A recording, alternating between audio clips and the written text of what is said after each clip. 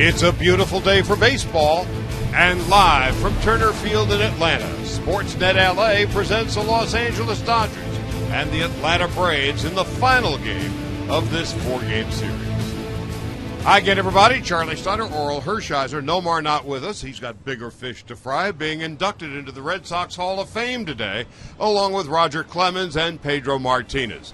Pretty good pitchers in their own right, to be sure. Hyun-Jin Ryu, not too bad on his own. However, this morning here in Atlanta in the clubhouse, he was limping around. He is going to have an MRI on, well, the pain in the butt that he suffered last night. He was limping through the clubhouse. They don't know yet the severity of the injury.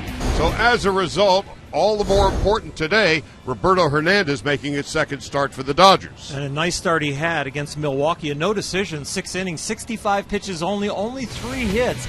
And the cavalry has arrived. Correa and Roberto Hernandez at the back end of this rotation, and they have done outstanding. And Roberto looking to repeat some historically good numbers against Atlanta, 2-1 with a 3.81. He is a ground ball artist that will continue to get those when he throws that sinker and outstanding changeup. 2 runs, only 3 hits, and 5 strikeouts in his first start at Milwaukee.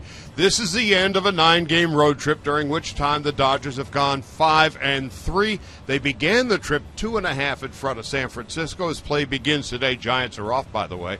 The Dodgers have a 5-game lead. Yeah, they have been outstanding on this trip at 5-3. The game, the trip kind of hangs in the balance right here, but this is the best road team in baseball at 39-26 without Paul Maholm, without Chris Perez, without Paco Rodriguez, without Josh Beckett, and losing Hanley Ramirez. But it's been an outstanding group with great offense, especially from Gonzalez, Kemp, and Crawford. Puig has pitched in, even though his bat has been cold, and Kershaw continues his dominance. This is Game 17 of a span of 20 games in 20 days for the Dodgers. So far, 10-6. They go home for a 3-game series with the Brewers tomorrow. We're going to take a break. When we come back. Lineups and first pitch. Roberto Hernandez against one-time Dodger Aaron Harang coming up next.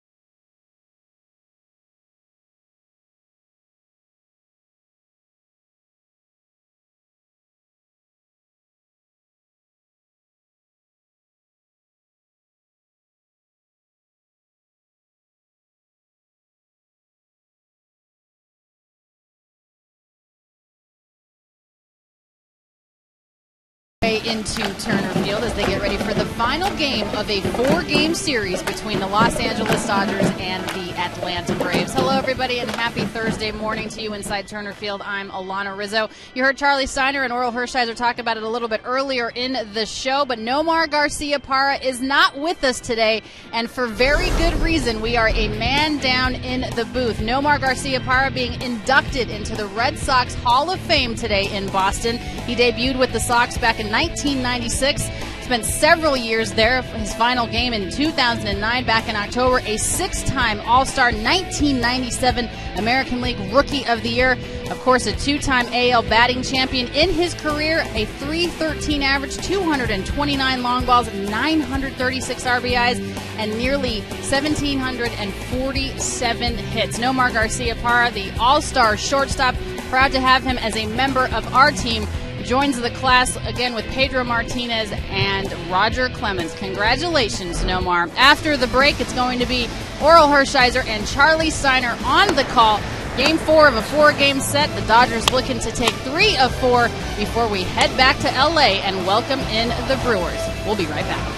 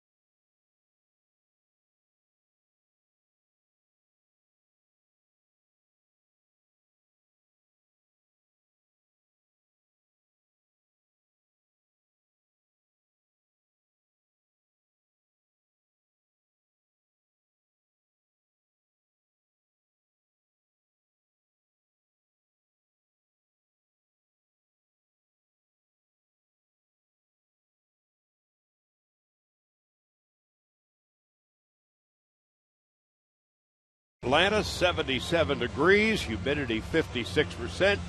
One of the locals was talking about the recent weather here in Atlanta. They said this is the coldest summer we have had in a long time, so it's all relative indeed.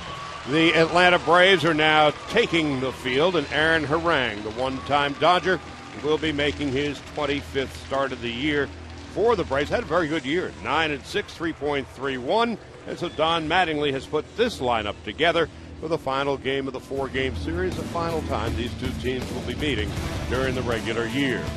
D. Gordon, 7th in the National League with 132 base hits. Puig has struggled on the trip. Adrian Gonzalez enjoys facing Aaron Harang. Kemp, a 9-game hitting streak. Ethier is in left, Uribe at third. Miguel Rojas batting 7th at short. Butera getting the start behind the plate today. A.J. Ellis with the afternoon off. Roberto Hernandez pitching and batting ninth, making his second start for the Dodgers as you take a look at 36-year-old Aaron Harang. 6'7", 260 pounds, the 13th year in the big leagues. 3 games under 500 in his career, but 3 games over now this year with Atlanta. We're going to mainly see the fastball and the slider, throwing a few more cutters at this point in his career. The way that pitch has come around here in the big leagues, it's being very popular, including with Aaron Harang. Why has that pitch suddenly become so popular? I think the hitters have proven that it is hard to recognize. It looks like the four-seam fastball because it doesn't have the dot or the spinning action of a cement mixer that the slider does, that the hitter recognizes, and the curveball spin is completely different, and so it looks like it's supposed to go straight, but it cuts off the barrel. And so here's Harang in search of his 10th win of the year. Gordon, Puig, and Gonzalez begin. It is just a little past noon in Atlanta, and the first pitch, high and away, 1 ball and no strikes. So a quick turnaround for the Dodgers and the Braves. And the Dodgers right after the game fly home and begin a 3-game series with the Milwaukee Brewers as Gordon fouls it back. 1 ball, 1 strike. Gordon with another infield hit last night. In fact, 2 of them. Has 41 infield hits this year. Has done well at Turner Field. He's had a terrific year all around. Did he go? He did not go. He needed those infield hits last night to kind of help his road trip. He's 5 for 30 on this trip as we take a look at this check swing. 2-1 to Gordon. Squares again. And it's going to be a difficult play. In fact, there will be no play. And yet another infield hit for D. Gordon. He actually was trying to bunt that ball hard. Didn't get it by Chris Johnson. Was trying to bunt it towards the shortstop. You could see as he hits it, he is tapping it actually by him. Playing in to play against the soft touch bunt is Chris Johnson at third, but D tried to push that by him and got the angle. Got it done well enough. And now the Dodgers are in business as Puig steps in. On the road trip, it's been rugged for Yasiel Puig, 4 for 29. But against the Braves in his career, albeit brief confrontation, 17 for 41 and a .415 average. At .306, Puig now ranks 6th in the National League in batting average. Gordon leads Major League Baseball with 52 stolen bases. There he goes. Didn't take long. Laird's throw goes into center field, and Gordon will go to third.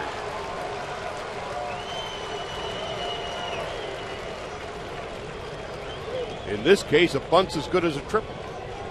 Outstanding base running by D. Gordon. Very routine, this stolen base. He gets a nice jump. Aaron Harang, not the quickest guy to the plate, and Gerald Laird really puts the icing on the cake as that throw goes wide, and third base is a gift. So the stolen base for Gordon, his 53rd of the year. Puig, a ball and a strike. Infield back, it's early. And it's 2 balls and a strike.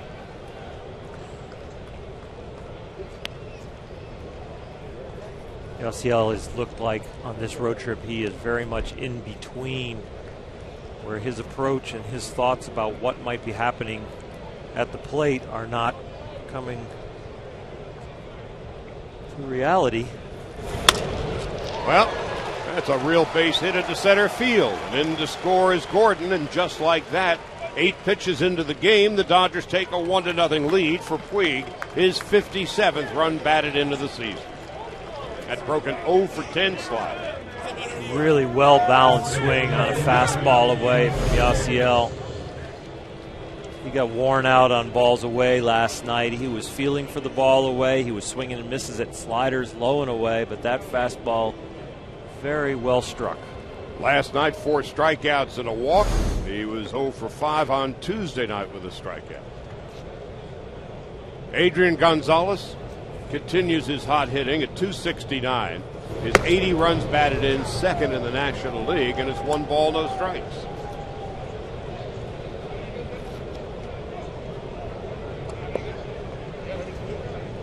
Kemp on deck.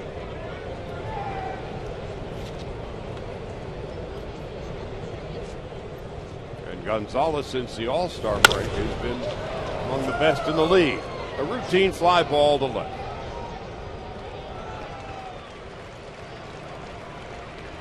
First out of the ball game. Defensively for the Braves behind Aaron Harang, Chris Johnson at third, Andrelton Simmons his second game back after missing a week with a sprained ankle. LaStella at second base, Freddie Freeman at first, Upton, Emilio Bonifacio in center field, Jason Hayward in right, and Gerald Laird out of Westminster is the catcher. Evan Gaddis with a day off. So here's Matt Kemp, a 9-game hitting streak. Bases loaded, 1 out last night against Kimbrel. He bounced into an inning and game-ending double play. And he was muttering to himself as he got on the bus last night, Jim.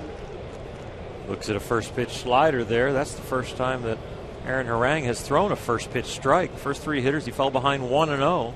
Led to the Dodger run so far.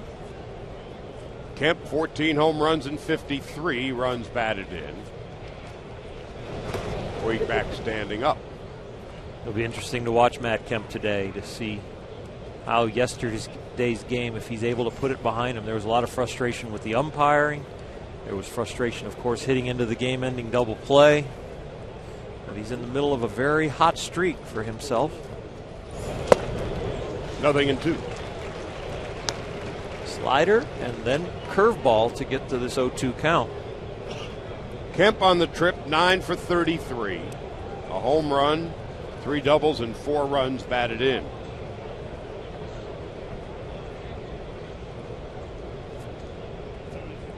The 0-2 on the way. Into left, Upton heading back. He'll make the catch. Didn't quite square it up. He hit it pretty good. Had some topspin that brought it back down to Upton. If he gets under it a little bit and gets the backspin, that ball's going to carry, maybe gets to the gap. But he did a nice job getting on top of that fastball, but did such a good job that topspin brought it down. Last night, the wind was blowing in and had an impact on a couple of fly balls. And this afternoon, a nice gentle breeze. It's blowing out. Andre Ethier getting the start in left today. Crawford the day off. Yasiel going back to the bag, diving in with the right hand, the technique Davey Lopes has taught him. They certainly have been working on it quite a bit over the past few days. Another toss, very close. If he doesn't slide head first back, he's tagged out. Got caught in between the weight shifts right there. You see him kind of rise up, and it looked like he was itching to go to second base. That dive back saved a little embarrassment. Only the past couple of days is Puig sliding head first back to first base on pickoff moves, as he does again, and doesn't do him any good this time. Picked off by Aaron Harang. However, 8 pitches into the game, after Gordon had gotten a base hit, stolen second, went to third on an error, Puig would knock him in, and then Puig would be picked off in the top half of the first. Roberto Hernandez making his second start for the Dodgers when we come back.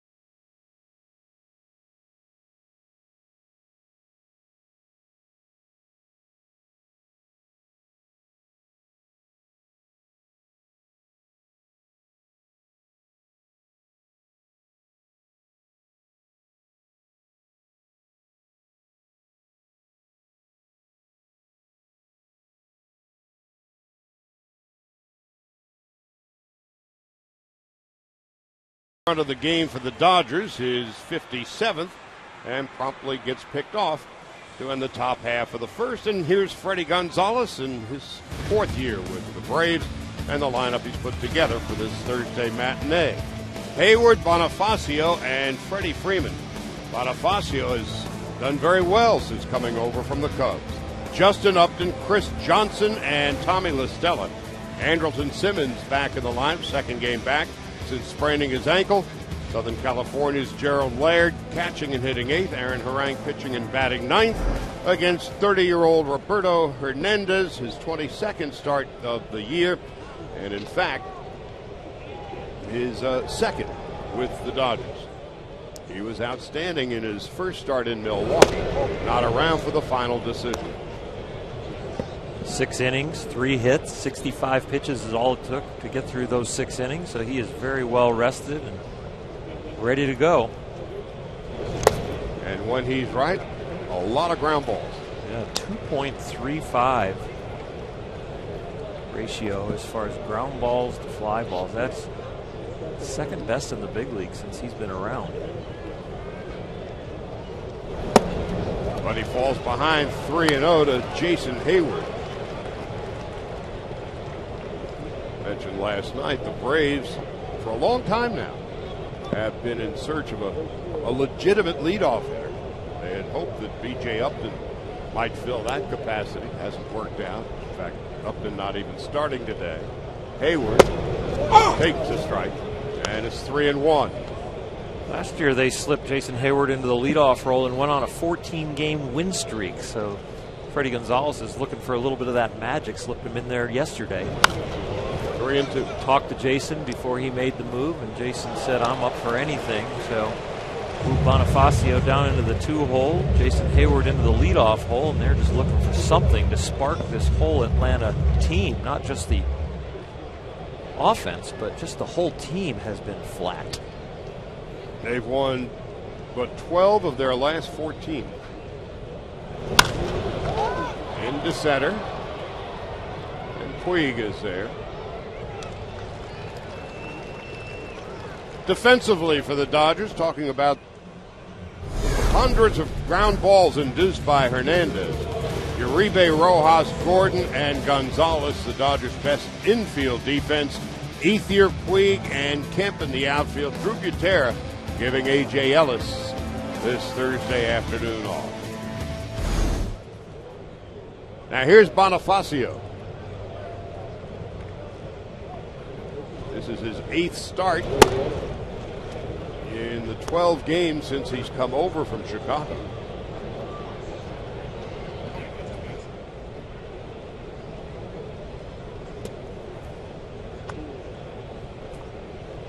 Switch hitter. And he has bounced around some now. Diamondbacks, Nationals, Marlins, Toronto, Kansas City, Chicago, and now Atlanta. A jack of all trades, a ball and a strike and an out. He always brings the wheels, and he can play a little bit of defense. When he gets on, he can run. He's always been a guy who looks like to cause some action and some havoc. Switch hitter, 17 stolen bases in 24 tries. Puig shallow in center.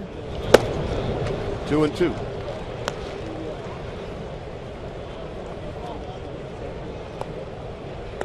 The Dodgers' next day off will be on Monday. They have played continuously now for almost 3 weeks. This is the 17th game out of 20 in 20 days. During this period of time, the Dodgers have gone 10-6. And Mattingly's club with a 5-game lead on the Giants. San Francisco idle today. 40 games are left. That's all. 2 balls, 2 strikes. Bonifacio being a pest to Roberto Hernandez. 40 games left. You can really say you can scoreboard watch now. The Giants are off, so there's nothing to watch there. But they're really getting down to the stretch run. The Giants will be hosting the Phillies over the weekend, and two of the best left-handers in the league, Hamels and Bumgarner, will face off at AT&T Park. And with the ailing buttocks of Hyun-Jin Ryu, there's not as much panic on the Dodgers side when you're getting closer to the September call-ups as far as the roster decisions. You might be able to avoid a DL even if he needs to miss a start. Hayward taxed Hernandez to the tune of 6 pitches. And this is going to be the 8th pitch to Bonifacio. And there'll be a 9th upcoming. A little different than the game against Milwaukee that Roberto Hernandez had. Buzzed through 6 innings with 65 pitches. And Atlanta not known as the most selective of offenses. If you're going to draw a couple teams, Milwaukee and Atlanta would keep your pitch counts down.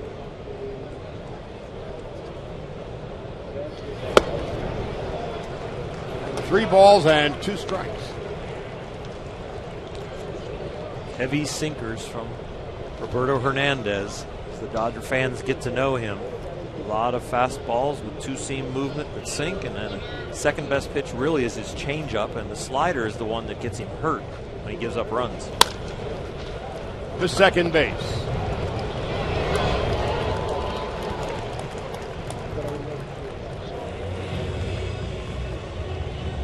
It took 10 pitches to retire Emilio Bonifacio.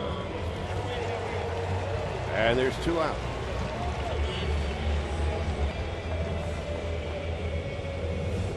Brings up Freddie Freeman.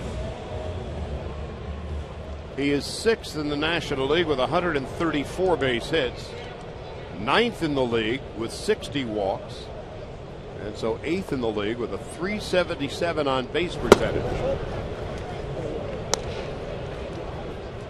Freeman, a couple of hits last night, was hit by a pitch.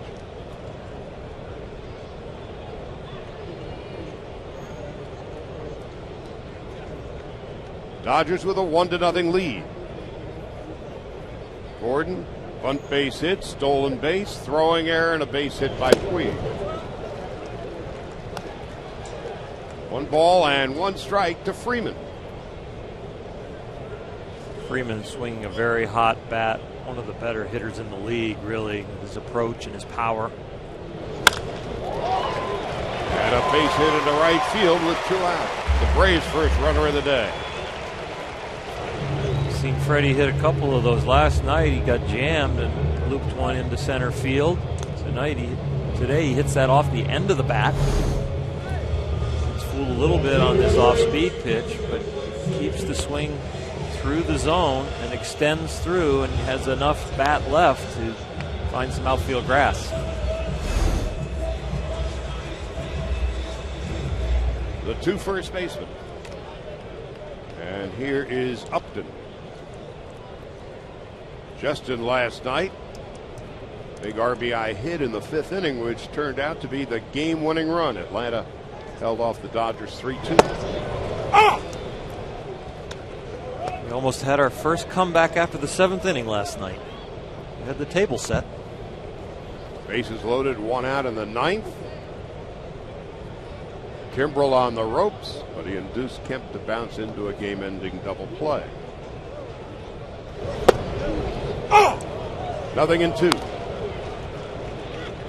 You heard the bellowing of Lance Barksdale calling balls and strikes. He's Mississippi born and bred, 44 in his 11th big league season. This is Gary Cederson's crew, and he's at first base.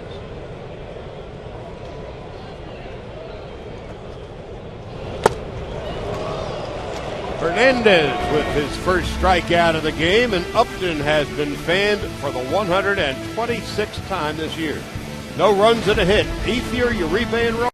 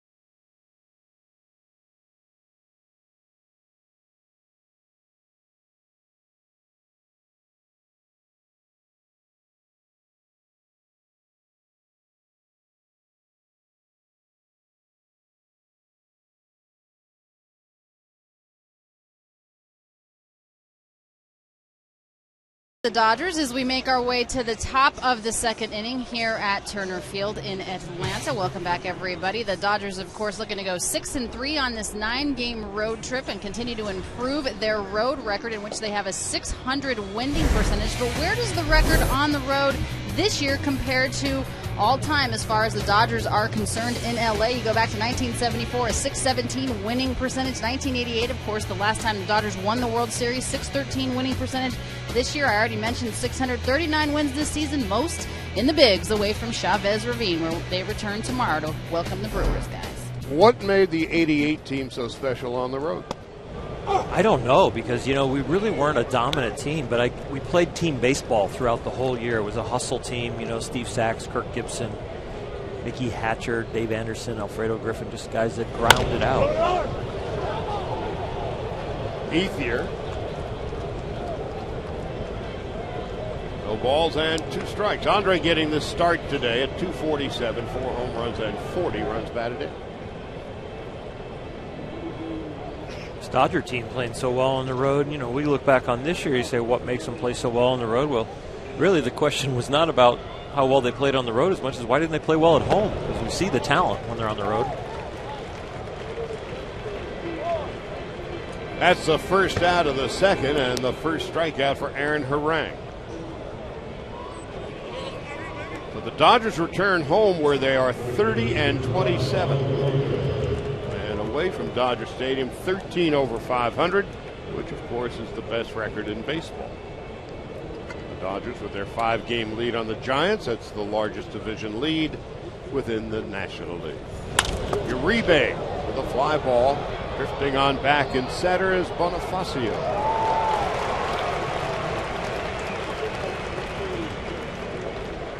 So quickly 2 out and nobody on. Well, that '88 team was a little engine that could. Yeah, we didn't have a big RBI guy. Gibby won the MVP, but not with an RBI total. I don't think he even had 90 RBIs. But just a lot of good pieces and a lot of good chemistry and a lot of grinders. So the Dodgers, after 8 pitches, took a 1-0 lead. And Puig would be picked off. Gonzalez and Kemp would fly out. Ethier struck out, and Uribe flied to center. Rojas at .221, 23 hits and 104 at-bats.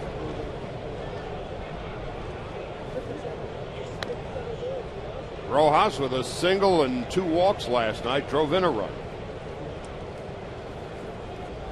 Still no timetable as yet for the return of Hanley Ramirez.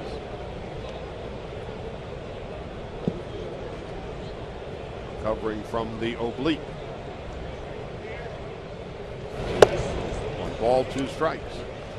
Rojas getting to the point now where you're starting to have confidence that he might be able to produce the stats that he's showing on this road trip. 6 for 19 and looking like in every at bat it's a competitive at bat that he's going to be able to put the ball in play solidly. He really has grown in the batter's box as far as what he does and how he gets himself ready, working very hard with Mark McGuire and John Valentin Jr. on not only the mechanics of hitting, but the mindset of hitting.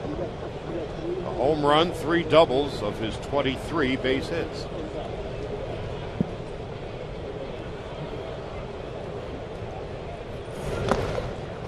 Works the count full. From this point forward, the Dodgers will really evaluate him as an offensive player. They're glad to have him, of course, defensively. Only the 1 error on the very first play he made this year.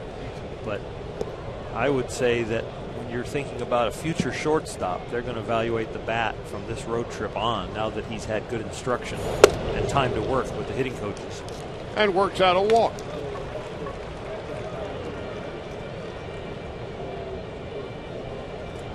If Hanley Ramirez does not return to the team next year, of course his contract with the Dodgers is up, Marisbel Aravarena is certainly a possibility. Miguel Rojas is saying, hey, don't forget about me either. Now here's Drew Butera giving A.J. Ellis the afternoon off. That's well hit to left. That's got a chance. It's got more than a chance. It is gone. A 2-run home run for Drew Butera. His 3rd home run of the year. And the Dodgers now have a 3-0 lead.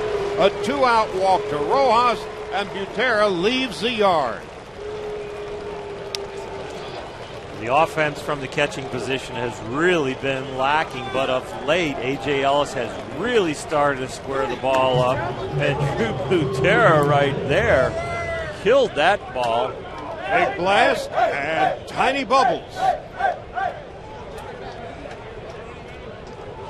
And a song and a dance.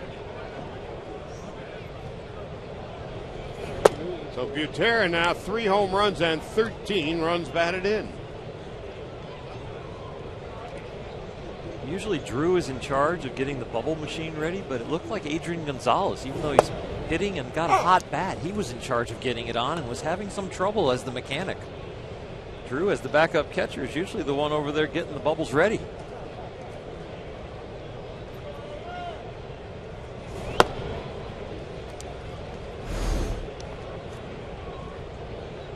Outstanding swing, low end fastball, just dropped the head of the bat on it, stayed behind it, and leveraged it out of here.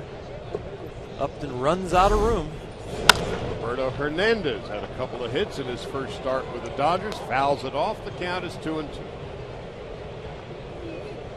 In Minnesota, where Drew Butera had his home run. Hit one there. Homecoming.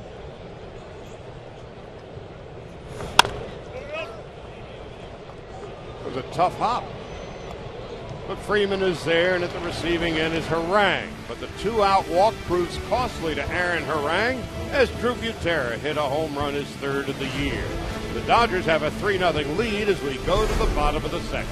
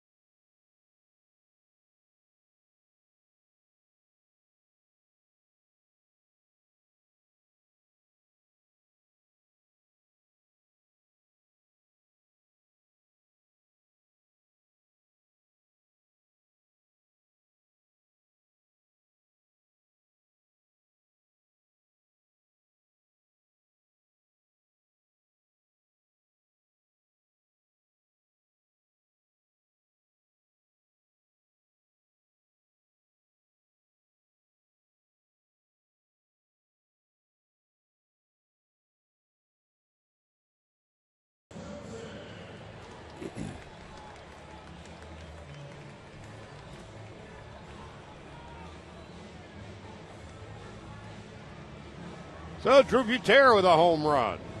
Puig with an RBI base hit, and the Dodgers take a 3-0 lead into the bottom of the 2nd and bring your friends and family to Dodger Stadium Saturday night for baseball and a movie. The final date of the Dodger Stadium movie series features the classic The Natural. Movie screening will begin immediately after the game against the Brewers. For more information and tickets, visit Dodgers.com/movies.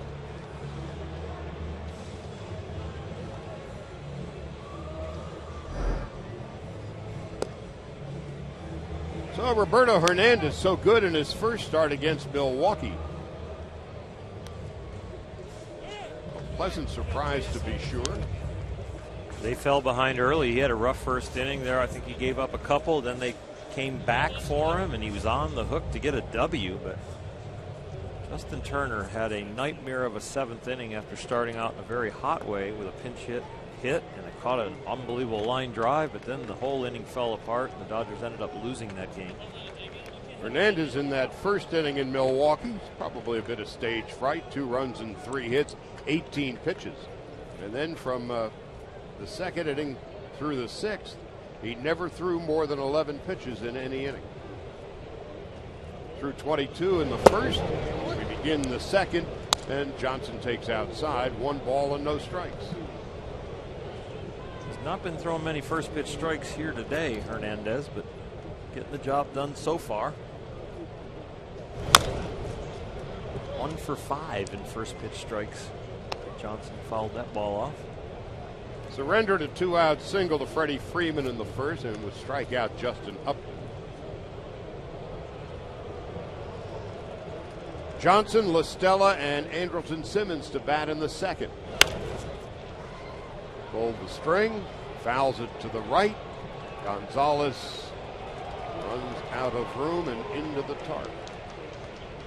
Adrian's had some problems with his legs lately. Actually gave him a day a couple days back here. Ended up pinch hitting on his day off, but that one didn't look like it would feel real good on his legs. I think he might get a little visit walking back gingerly. Right about here, see the knee just go right into the tarp, and yeah, it's wrapped tightly, so it's not soft. He's thinking to himself, why did I do that? No chance at the ball. Why'd I run into that thing? 1 ball and 2 strikes. LaStella is on deck.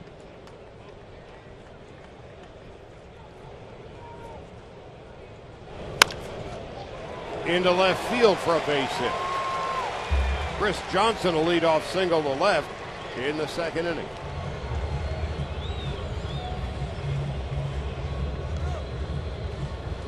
When you're a ground ball pitcher like Hernandez, you just want to keep getting them. Sometimes they find holes when they're hit hard. Other times, the next one will be hit hard right at somebody. It'll turn into a double play, and that's what he's looking for here. And again, when right, Roberto Hernandez induces ground balls. LaStella, the rookie second baseman from New Jersey, did not start last night with a lefty Ryu on the hill. No balls and a strike.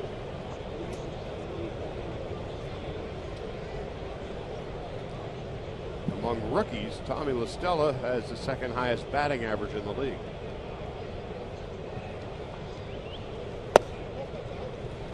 One ball, 1 strike. Simmons on deck.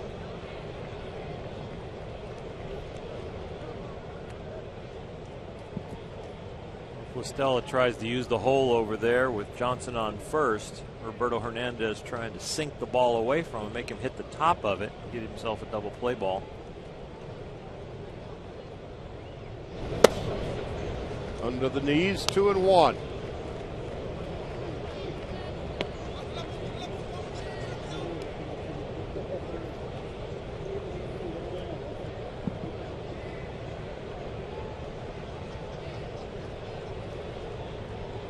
LaStella, not quite 6 feet, 185 pounds. 8th round pick of the Braves in 2011. 2-2.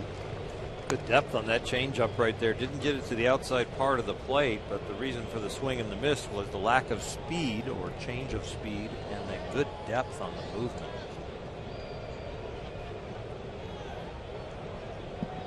Braves begin the day 2 games under 500 and 5 games behind the Washington Nationals.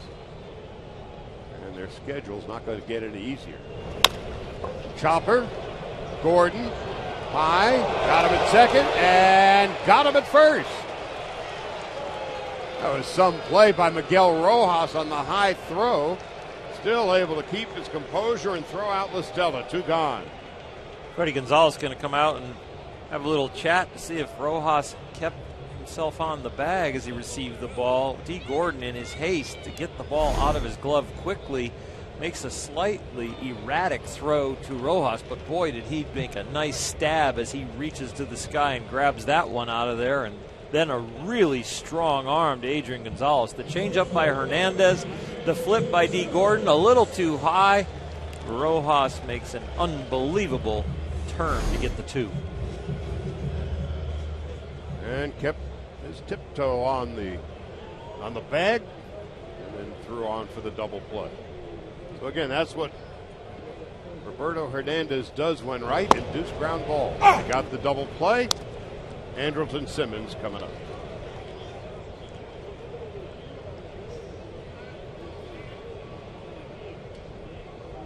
Simmons at 249 drove in 2 of the 3 runs last night for Atlanta.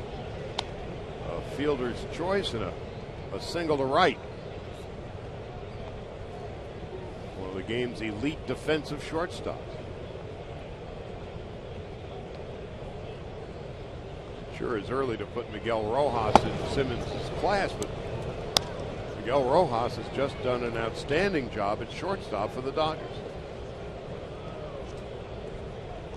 I think everything but maybe a step in range is all Miguel lacks to be in Simmons' class. And I think he's right there with hands and strength of arm. 2 balls and 2 strikes to Simmons, a 249 hitter.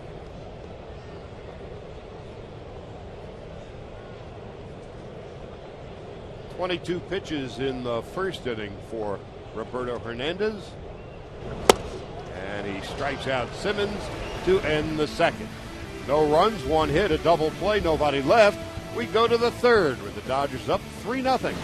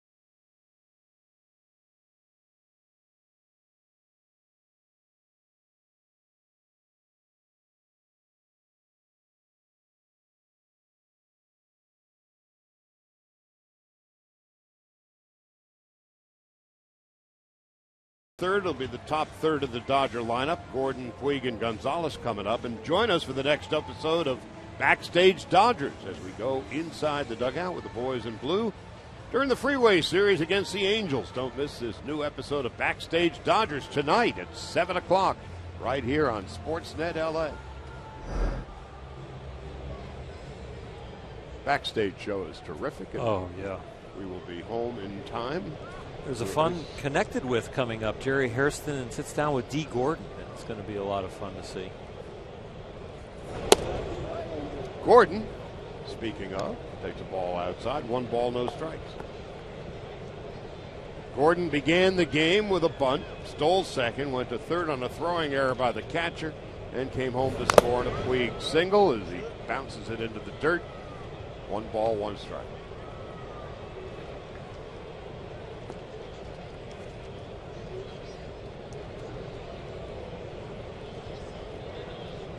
D with a couple of infield hits last night, another one tonight, or this afternoon.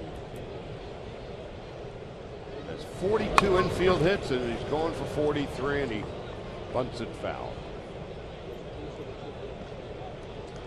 Well, D, we've talked about it all year, continues to work the plan, and the plan is to hit the ball on the ground. The plan is to make sure you don't forget about your bunting. The plan is to come out every day and practice, practice, practice. He has done that. He slumped this road trip, but he continues to grind it out and to show the pro that he has become. His dad came up from Florida, has been spending the week up here watching his son play, Tom Flash Gordon. 3-2.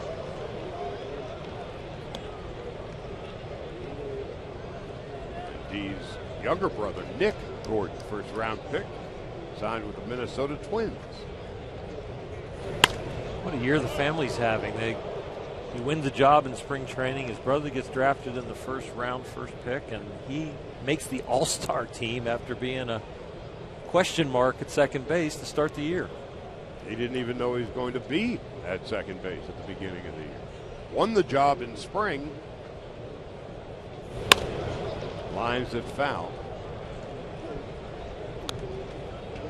The second base starting job for the Dodgers was there for the asking. And Gordon simply won it. Figgins, Turner, Gordon, Rojas a little bit. And he works out a walk. Guerrero was in the mix.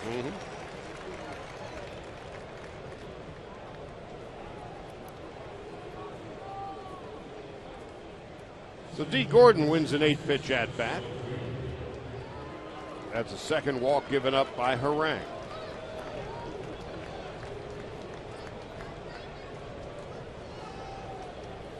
Puig a single to center in his first at-bat.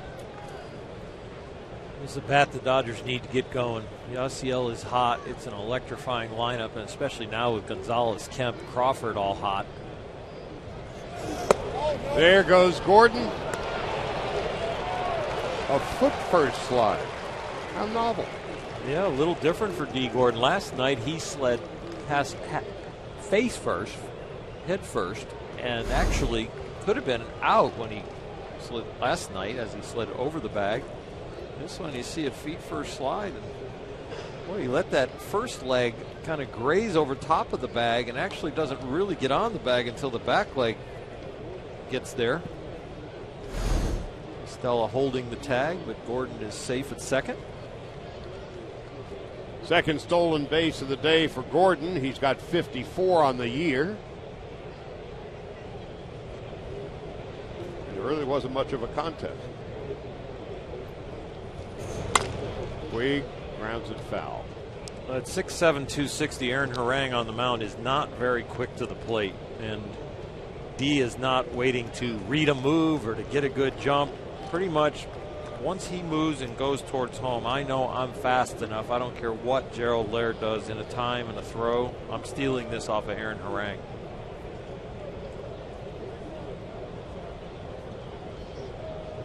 Puig is .325 with runners in scoring position. That's the 9th highest average in the league. He's already driven in a run and takes inside 2-1. Up 3-0 with nobody out. Yasiel already with the RBI. He's not really thinking, I have to move this guy over to third. They're going to probably let him hit for himself in a hitter's count 2-1 and use the whole field. Into right. Gordon will tag easily.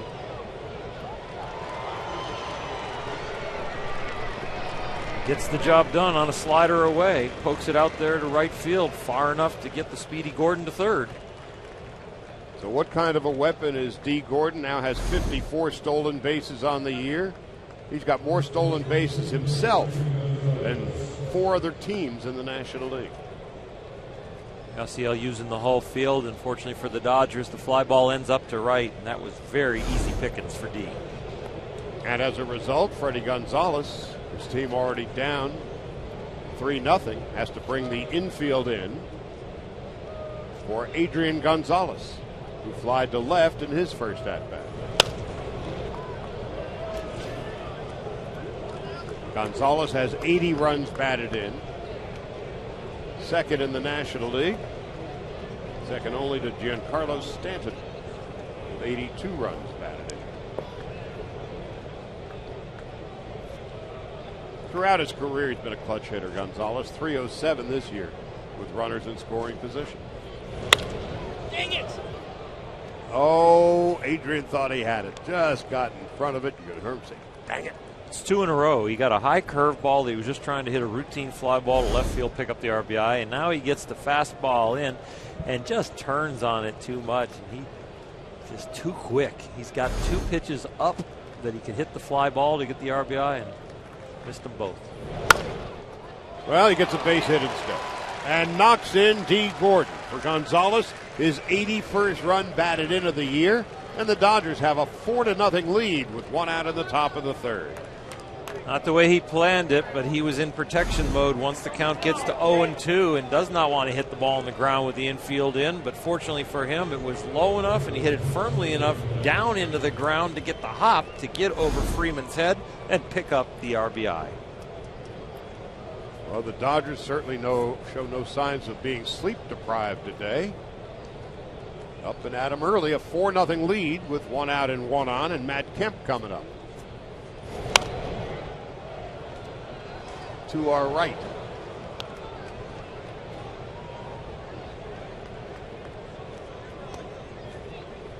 So Gonzalez within 1 of the National League leader and 8 in front of Ryan Howard.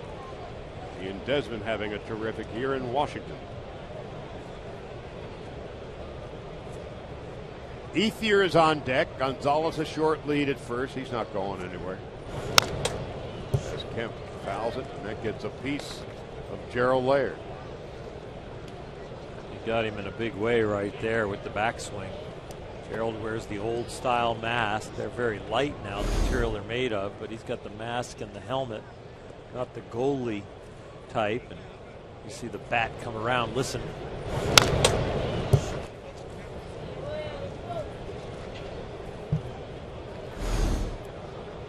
Laird's okay. And for years, it's quite a breakthrough when catchers started using helmets underneath the mask. It used to be just the felt cap. The sound that we're getting here in Atlanta has been absolutely amazing. Jim Butka's doing the mixing, and it has just been a lot of fun to listen to. He does our sound like he's mixing a record. Down there doing it manually almost every pitch. So Kemp down on strikes. Andre Ethier is the hitter. And he takes the ball outside. 1 ball and no strikes.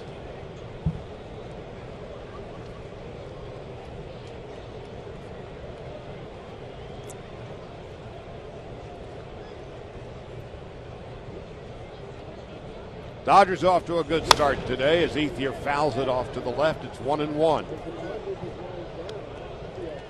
Andre struck out in his first at-bat.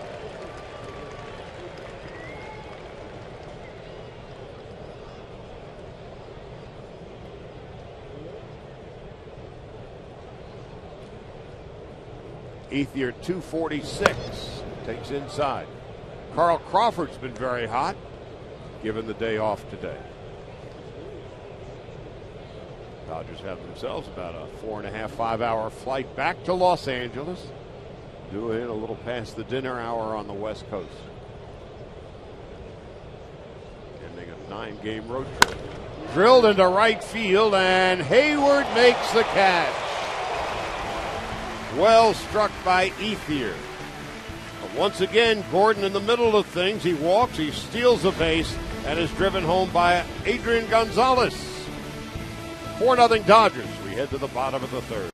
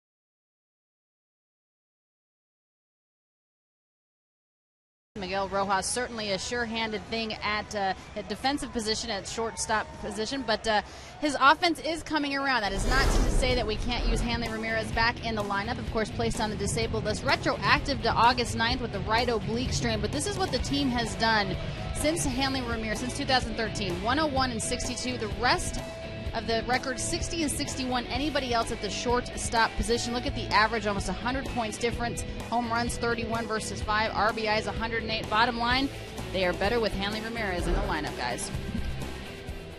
Gerald Laird leads it off as we go to the third inning. And the kid from Westminster takes a strike, and it's 0-1. Laird giving Evan Gattis the day off today. No home runs and 9 runs batted in. Harang on deck, and Laird fouls it back. Laird in his 10th big league season. He'll turn 35 in November. 6'1", and a rugged 230. Came up with the Rangers in 2003, then to the Tigers and Cardinals, and now Atlanta. Career .246 hitter. Breaks his bat, and Gordon is there. Turn that bat into kindling. The opposing dugout, the Dodger dugout, somebody is yelling, "Ball ain't carrying today." Aaron Harang. Don Mattingly in his first place club, ending up a 9-game road trip. No balls and a strike to Harang. 070 is his batting average. How'd he get there? 3 hits in 43 at-bats.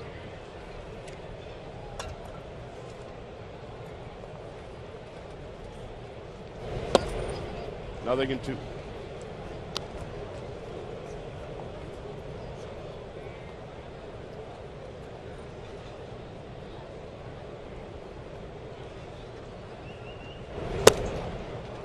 That was an easy strikeout for Hernandez, and it's the second out of the third.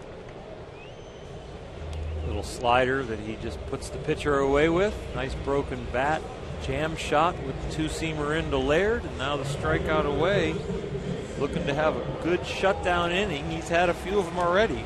Dodgers have scored in every inning. Roberto has put up a 0 in every inning. And he has struck out 1 batter in every inning. So if you've been with us, that's nothing new for the Atlanta Braves. Only the Marlins and Cubs have struck out more.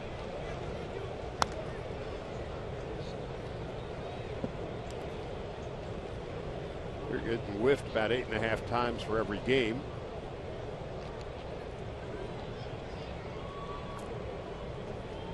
First 3 games, the Dodger pitching has struck out 11, 11, and 10.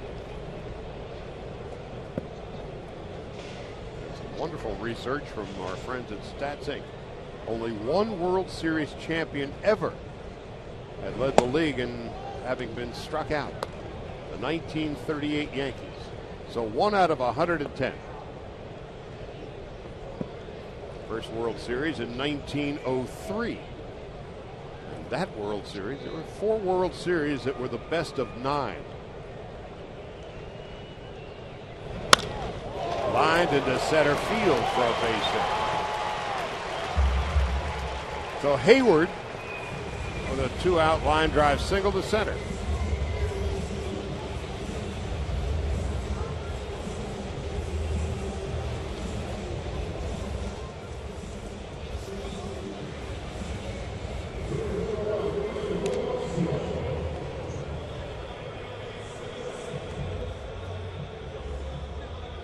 Through the very first World Series pitch?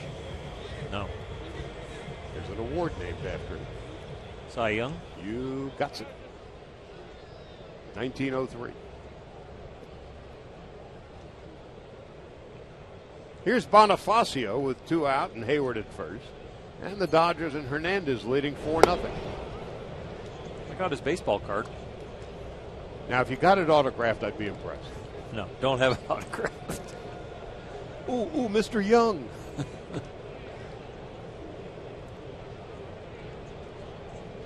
Subject of one of my favorite quotes from Greg Nettles years ago when Sparky Lyle got traded.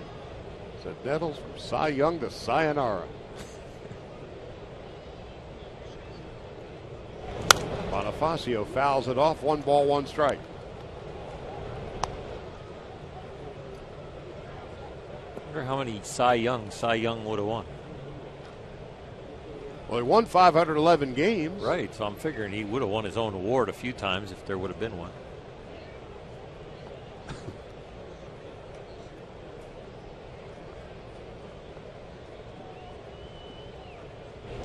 Outside. 2 balls and a strike. The Dodgers with a run in the first, 2 in the second, 1 in the top of the third. We're in the home half of the third, and Bonifacio. 10-pitch at bat. In his first at bat, he'd eventually ground out to second base. Emilio out of Santo Domingo. A career .262 hitter.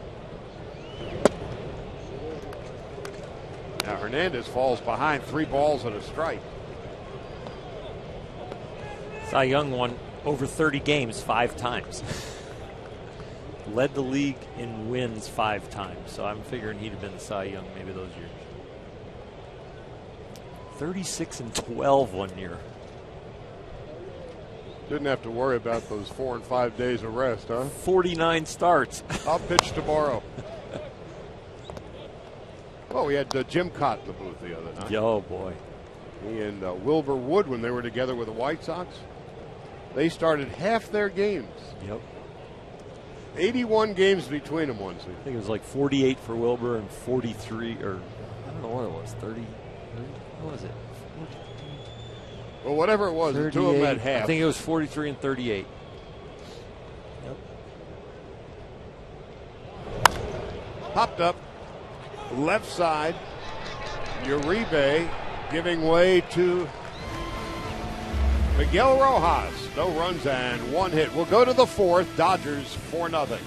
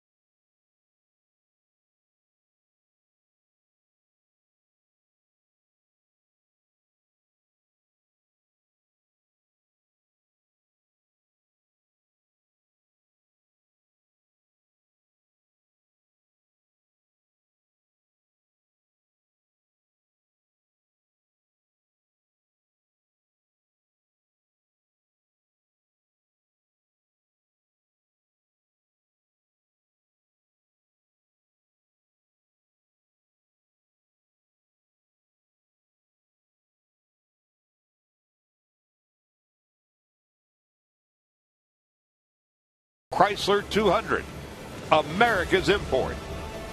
And by Subway. Try this month's $6 featured footlong, the barbecue oven roasted chicken melt. Subway, eat fresh. Juan Uribe will lead off for the Dodgers on this picture-perfect Thursday afternoon from Atlanta, Georgia. Final game of the regular season between these two teams, and Uribe skies one to left field. Uribe has seen 2 pitches today, and he's 0 for 2. He's flied to center, now he's flied to left. Brings up Miguel Rojas. Rojas will walk in his first at-bat and would score on Drew Butera's home run to left. 4 runs, 4 hits for the Dodgers. No runs, 3 hits for Atlanta.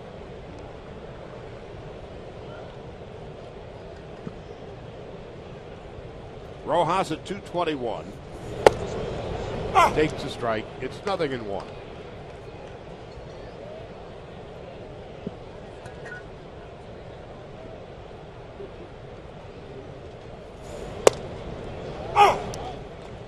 Nothing in 2.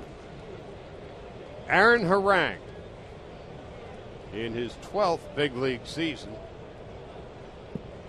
came up initially with the A's and has since gone to Cincinnati, San Diego, the Dodgers, the Mariners, the Mets briefly, and now Atlanta. And he was a last-minute addition to the Braves as their rotation was falling apart physically in spring.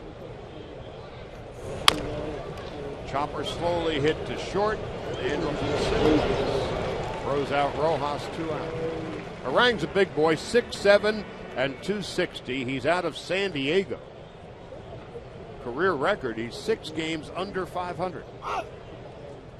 And now here's Butera. Drew Butera in his first at-bat. Turned out to be the Arco top-tier play. And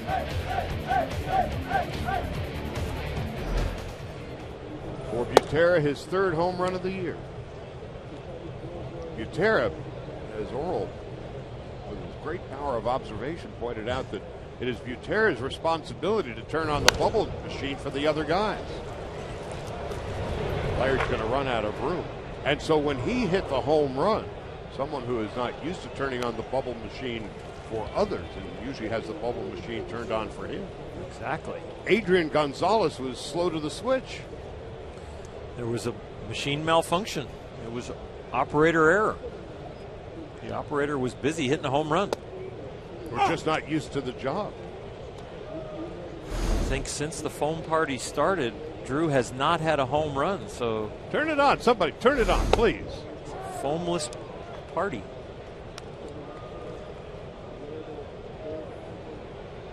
If Lawrence Welk was alive today, it would have killed him. Butera into center. And a circular pattern made by Bonifacio. May not have been the most direct route, but he makes the catch, and the inning is over. Nothing across for the Dodgers. We go to the bottom of the 4th. They lead the Braves 4-0.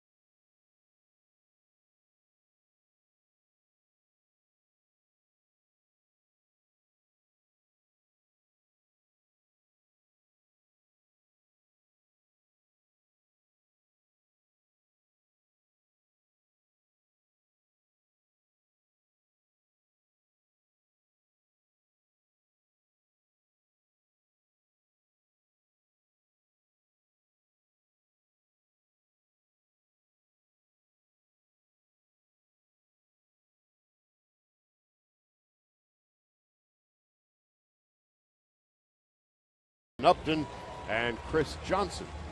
And we want to wish a happy birthday to one of our bosses, Irvin Magic Johnson. Happy birthday, sir. The Ripe Bowl 55. 55 great years. So Hernandez, so far so good. Meanwhile, it appears as if the Dodger farm system's beginning to bear some fruit. Jock Peterson last night hit his 28th home run of the season. He's now 2 home runs and 4 stolen bases shy of becoming the first PCL player to have a 30-30 season since 1934. A fellow named Frank Demery for the then Los Angeles Angels of the old PCL. So Jock is knocking at the door. Freddie Freeman takes inside, 1 ball, no strikes. And at Double-A Chattanooga, they haven't lost this month. Riding an 11-game winning streak, shut out Jacksonville 7-0 last night.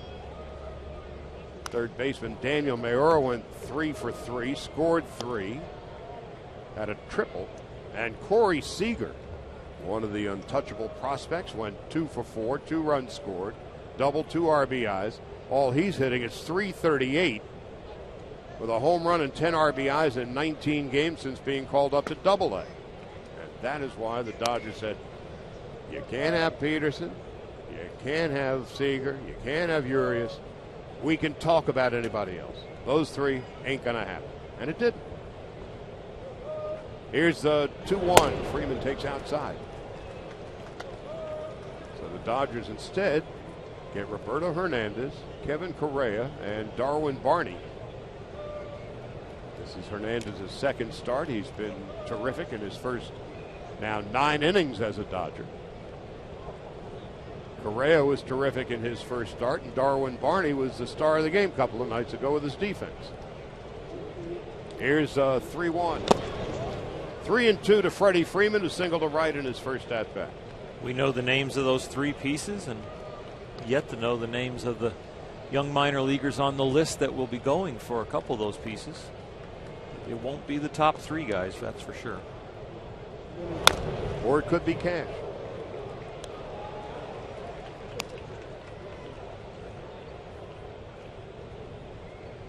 Ed Coletti made no bones about the fact, as the July 31st trade deadline was approaching, that those 3 kids weren't going anywhere, and that he wanted a back-end piece to the rotation, wanted somebody for the bullpen, ideally a swing man to replace the injured Paul Maholm. Freeman fouls it down the left field line. And now with the injury to Ryu, he's going to have an MRI tomorrow. They don't know how long he's going to be out. Won't know till they have a look-see. So there are the new guys, the new kids in town. Barney put on a virtuoso defensive performance the other night. Freeman won't go quietly in this at-bat. Leading off the 4th. It's an 8-pitch at bat so far for Freddie Freeman. He continues to spoil. I love the fact that Roberto is staying with the 2-seamer and the changeup, not really throwing the slider, because that pitch is really something he needs to work on and get it to be bigger or sharper. So Freeman wins that at bat with a walk after 9 pitches. First walk given up by Roberto Hernandez.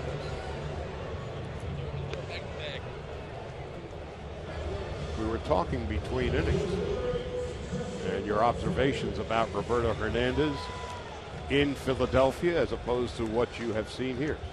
Well, in Philadelphia, for me, that team at times has looked a little bit like these Atlanta Braves, kind of sleepy, where they're just kind of flat. And coming here to the Dodgers and picking up on the intensity of the winning ball club and having talented people around you, his intensity and his concentration looks very fine.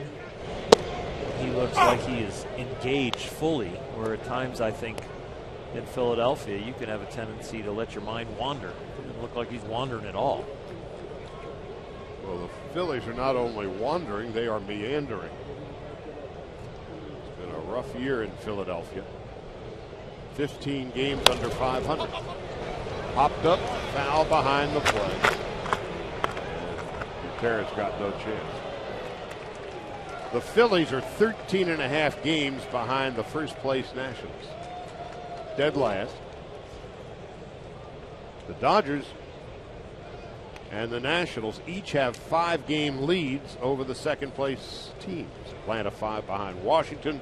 The Giants are off this afternoon and tonight, trailing the Dodgers by 5.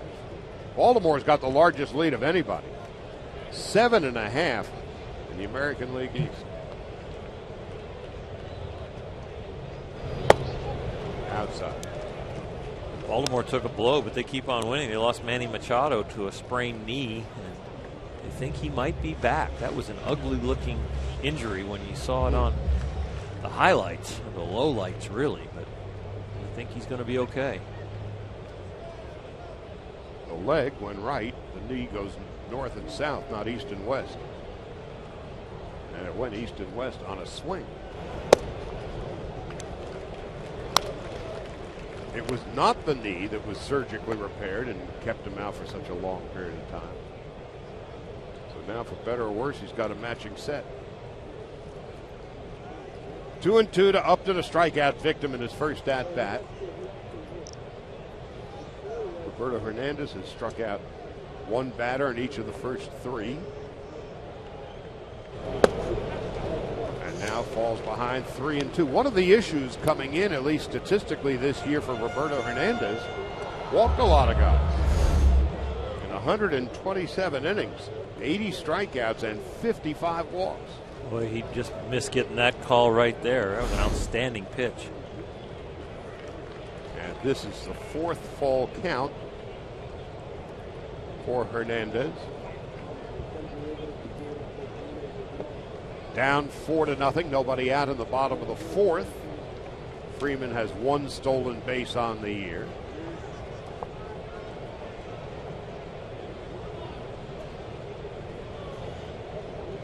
Gonzalez holding on Freddie Freeman.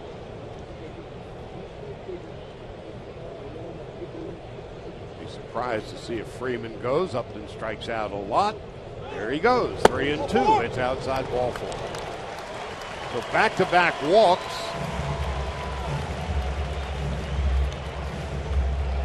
To begin the 4th inning.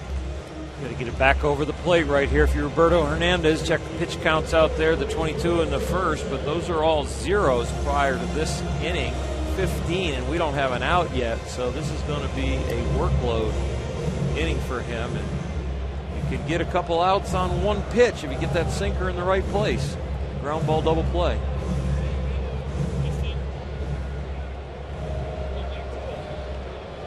Dodger bullpen, which had been a struggle the past couple of weeks, has been very good in this series.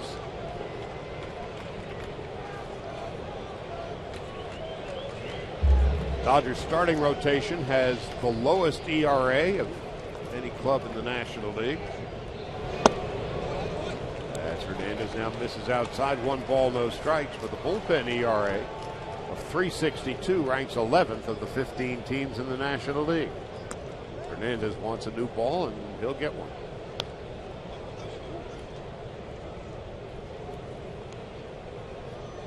He's looking for one to go over the plate. He's got the edges down. He's just got Lance Barksdale's going to make him catch a little bit more of the plate before he gets a called strike. Last 5 batters, 1-0.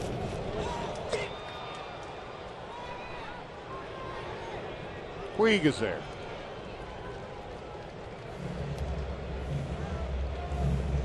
Ball starts like it's right down the middle, and then good tailing action jams Chris Johnson. You see he had to pull his hands in and got underneath it. He's a little bit frustrated right now, and so is this whole Atlanta Braves team. Well, Chris Johnson is one of these guys who's known to break a bat or a helmet every once in a while. Sometimes wound a little too tight for his own good. 1 out, Tommy La Stella coming up. La Stella bounced into a double play in his first at-bat. And it gets past Butera, and the runners advance. Freeman to third and Upton to second. And it goes as a wild pitch. And dreams of a double play, essentially go up in smoke. Goes as a wild pitch, but Drew Butera should have had this ball. He would tell you himself he should have. He got a little lazy and tried to short hop it. He could have really gone out there and sprung to his feet and got himself dirty and blocked that ball, and maybe still caught it, but at least give it a little better effort. Way outside. 2 balls and no strikes.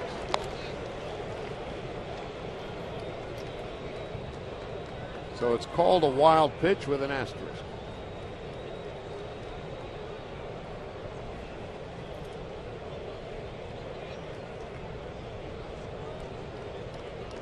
Tommy La Stella hitting .282, a home run, 26 runs batted in.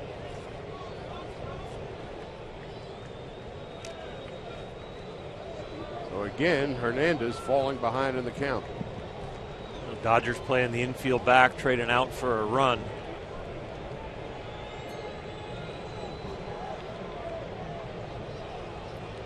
So Hernandez already up to his 73rd pitch. And it's 3 balls and no strikes. He's a ball away from walking the bases loaded.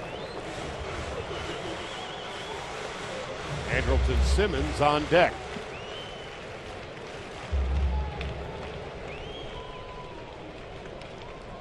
So this is turning out to be much more of an effort than Hernandez expected.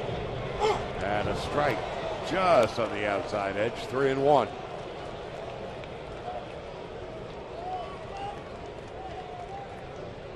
Go ahead, don't walk him. Go ahead and give up the out for the run. Take a 4-1 lead and try and get in the dugout with the second out.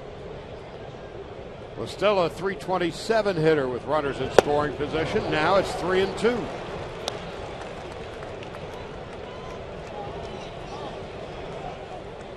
Still looking to just get an out. Don't try and go for the strikeout and risk the walk. 4-run lead. Pitch for the W. Don't pitch to save your ERA. Full count, 1 out, second and third.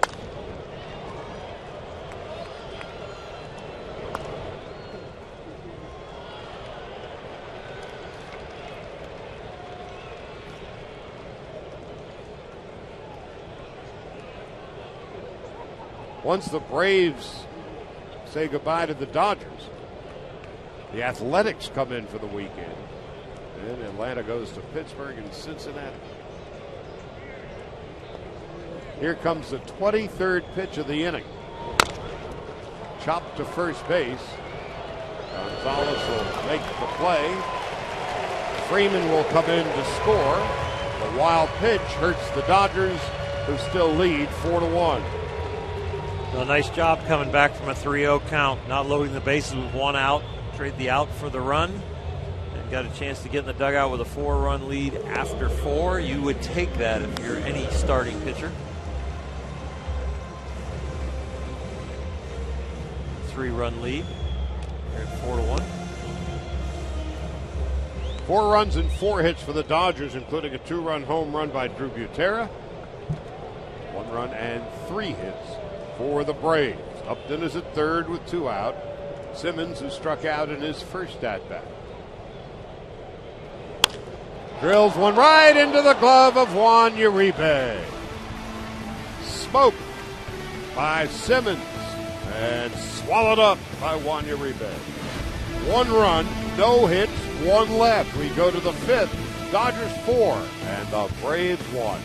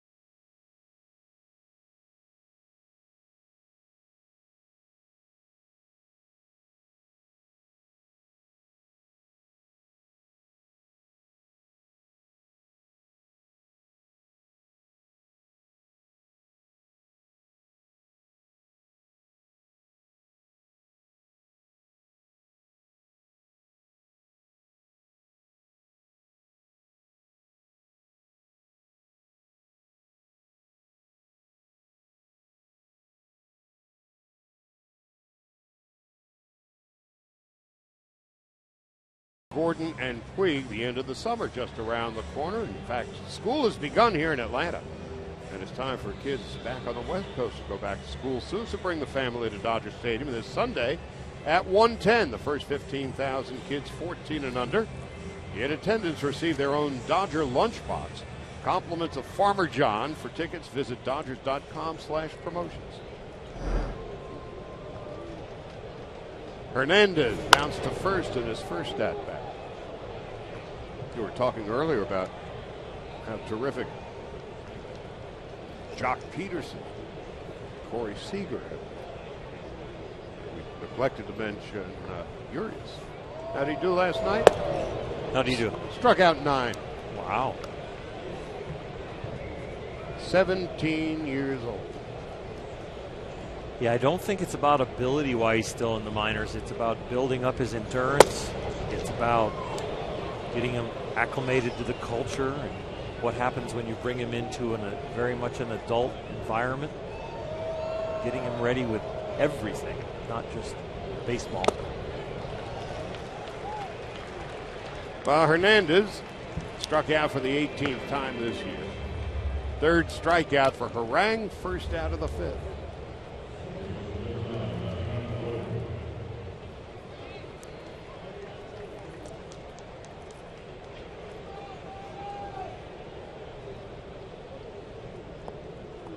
That brings up D. Gordon.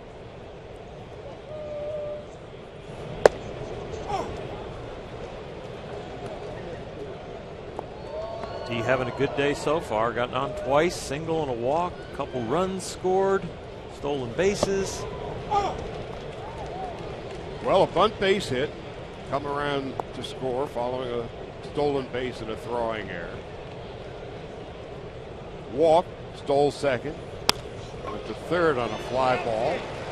And now here's Gordon on base yet again. And would come around to score. Gordon did in the 3rd inning on a hit by Adrian Gonzalez. He got a night off the other night just to catch his breath. Had a couple of hits, couple of infield hits last night. Now has 42 infield hits this year.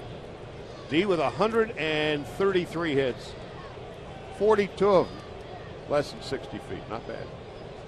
Or less than 90 feet anyway. Most of them, in fact, less than 60 feet when you think about it. Yasiel Puig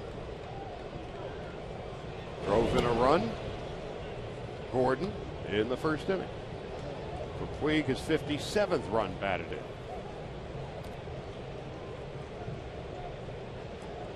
They're going to try and keep D close, but it's not about keeping him close. It's about being quicker to the plate if you're Aaron Harang, and I'm not sure he can speed up. 54 stolen bases for Gordon. Harang misses outside. Went to a little bit of abbreviated leg kick right there, Harang did. So he has made an adjustment. Doesn't want to give up the stolen base. He'd rather take a little out of his delivery. Give the full leg kick and let D go. Laird has thrown out 7 out of 25. Gerald has always had a very good arm. He's had to rush here today with Harang being slow to the plate. Thrown his mechanics off, threw that ball into center field as it tailed to the right on him.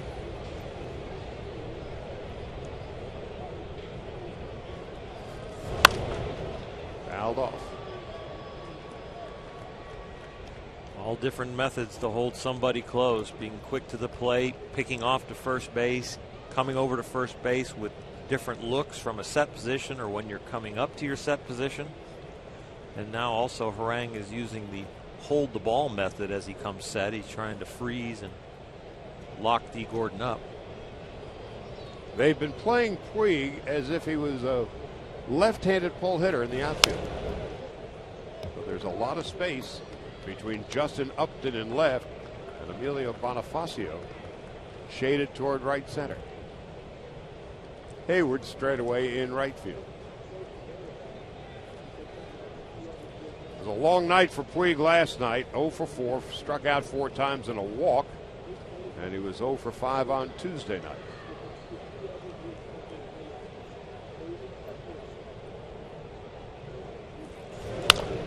to third. Beautiful backhanded stab. They're not going to get Puig. So an infield hit for Yasiel Puig and a fine play by Johnson just to keep the ball in the infield. So the Dodgers now have first and second, one out. Two of the fastest runners on the Dodgers on the bases now, and Puig, with his speed even from the right side of the batter's box, will beat that one out when you make Johnson go to his right and have to jump throw. We saw Simmons try to get D. Gordon on one like that from shortstop last night. That didn't work out for the Braves either. Adrian Gonzalez 1 for 2. Drove in a run in the third and has enjoyed his meetings with Harang over the years. Outside and high, 1 ball, no strikes. Adrian 7 for 18 coming into the game. So now he's 8 for 20. 400 lifetime against Harang. 1 ball, no strikes. 2 balls and no strikes. Adrian given a night off the other night. He's 32, not getting any younger. And what is he doing? First or second inning today on a foul ball. He runs into the tarp and bangs his knee.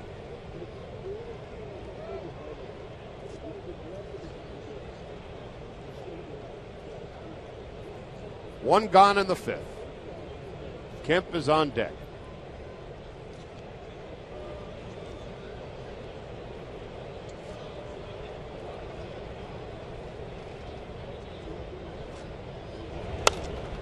Two balls and a strike. Adrian's had a couple frustrating at bats, got a base hit and RBI his last time up, but he's had some pitches where he really thought he could drive them and he's fouled them off. Fortunately found a chopper for the base hit in the last at bat for that RBI over Freddie Freeman's head.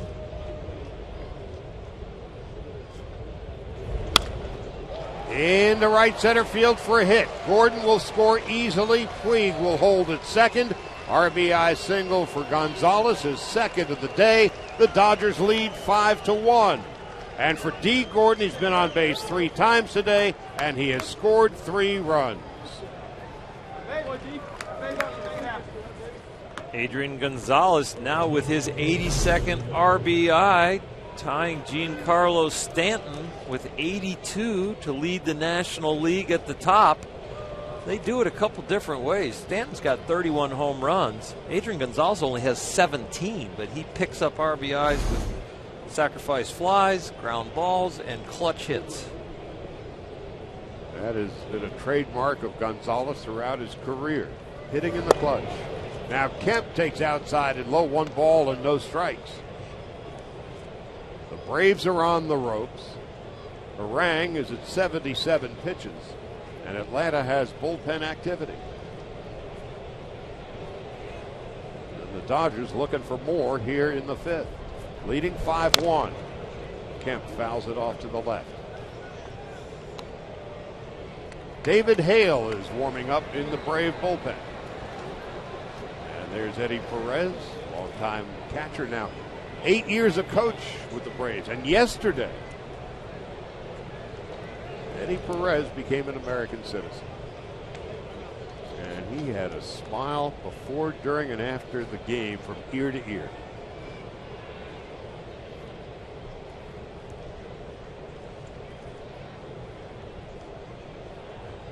Kemp 0 for 2 has a 9-game hitting streak. 2 balls and a strike. Eddie Perez. Oh, drop kick. Showing off his talent. Passed the 100-question test that it takes to become a U.S. citizen with some other things you have to do.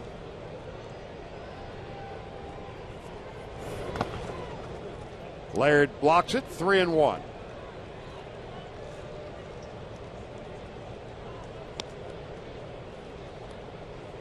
Laird giving Evan Gattis the day off today. Dodgers with a run in the first, 2 in the second on a Butera home run. A run in the third, a run here in the fifth, threatening for more with Puig at second and Gonzalez at first. And Kemp takes a walk and the bases are loaded. And Freddie Gonzalez is going to come and get Aaron Harang. So Harang's day is done after 81 pitches. 3 strikeouts, 3 walks, and to this point he's given up 5 runs and 7 base hits. When we come back, Ethier will be coming up with the bases loaded, facing David Hale.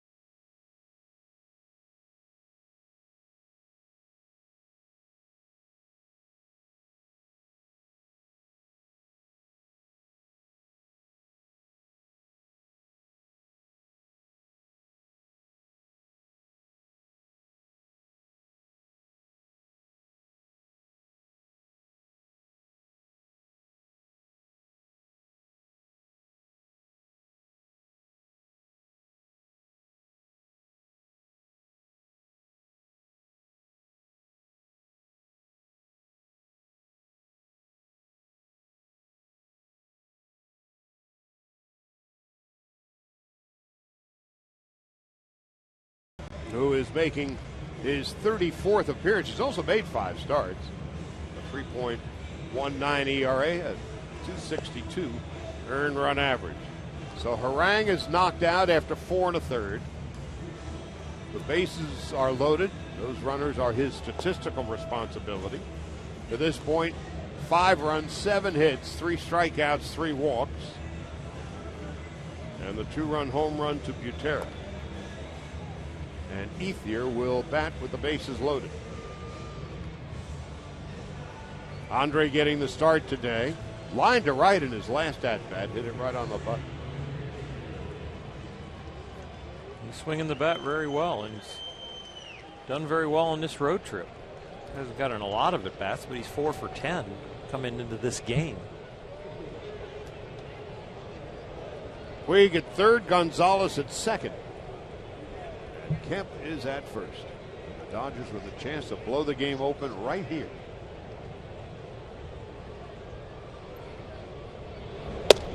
Dodgers, of course, have not fared terribly well with the bases loaded this year. Collectively, 15 out of 85.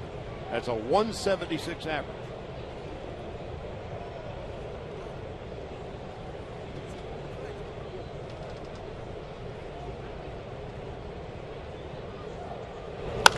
Hard ground ball. What a play by Freeman. Throws to second and back to first. A double play. Oh, spectacular DP beginning with Freeman and Simmons at the receiving end. And Andre Ethier couldn't have hit the ball any harder. But Freeman with the runner in front of him makes a shorthanded stab. And there's Simmons and the throw back to Freeman. 3-6-3 double play.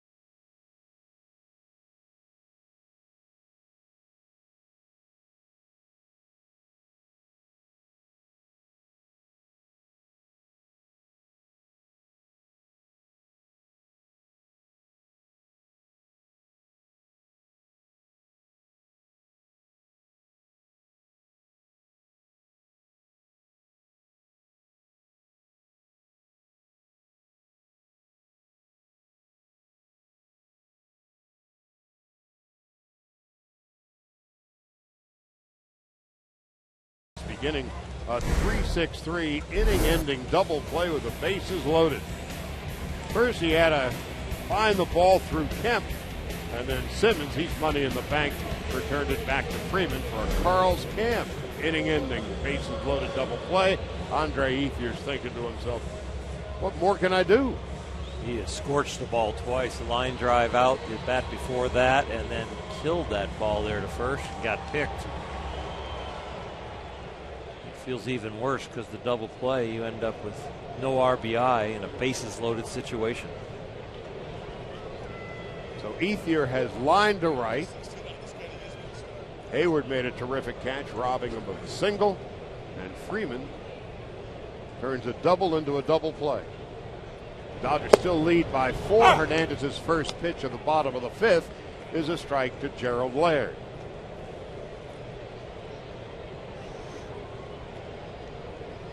Hernandez needs to get this inning started a lot better than the last one, where he walked the first 2 hitters, drove his pitch count up. Now with that 4-run lead back, shutdown inning here to put the Dodgers in the dugout and keep the momentum. 1 ball, 2 strikes to Laird. Generally over the course of his career, not much of a hitter. .222 this year. No home runs and 9 runs batted in.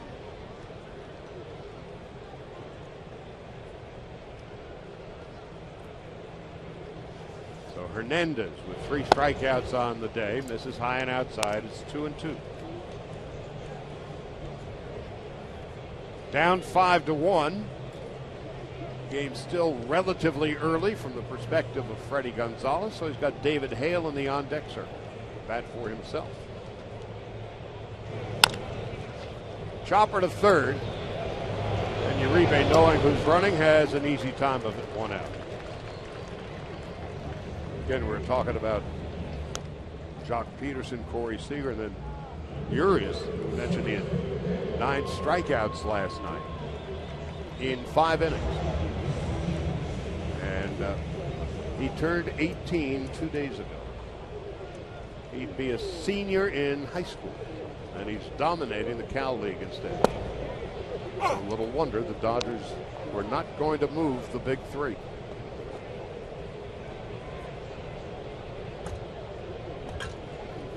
So here is Hale. First time we've ever seen him hit, and so we're watching it together. Well, now you know as much about his hitting abilities as we do.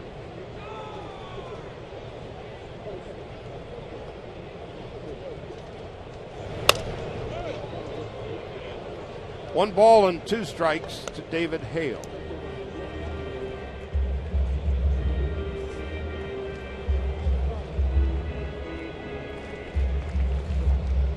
Dodgers with a 5-1 lead, and they're thinking, oh, it could have been so much more. Hale stays alive. Aaron Harang, a long face on a long day. 4 1/3, 5 runs, 7 hits, gave up a home run. He's had a solid year for Atlanta. 9-6 coming into this game. He and Santana signed in spring training to bolster the rotation for the Braves, with all the injuries they were having. Santana won his 12th game last night. Rang was in search of his 10th. Rojas flips across the diamond, 2 out. You're not going to get much through the left side of the Dodger infield. Rojas and Uribe, as good as it gets. The range, the sure hands, great footwork, both of them. And the throwing arms. Accurate throwing arms. Rojas a little happier with his feet and uses the feet to get over to first base. But Uribe, he can throw from any angle and really is a third baseman that plays third with his arm.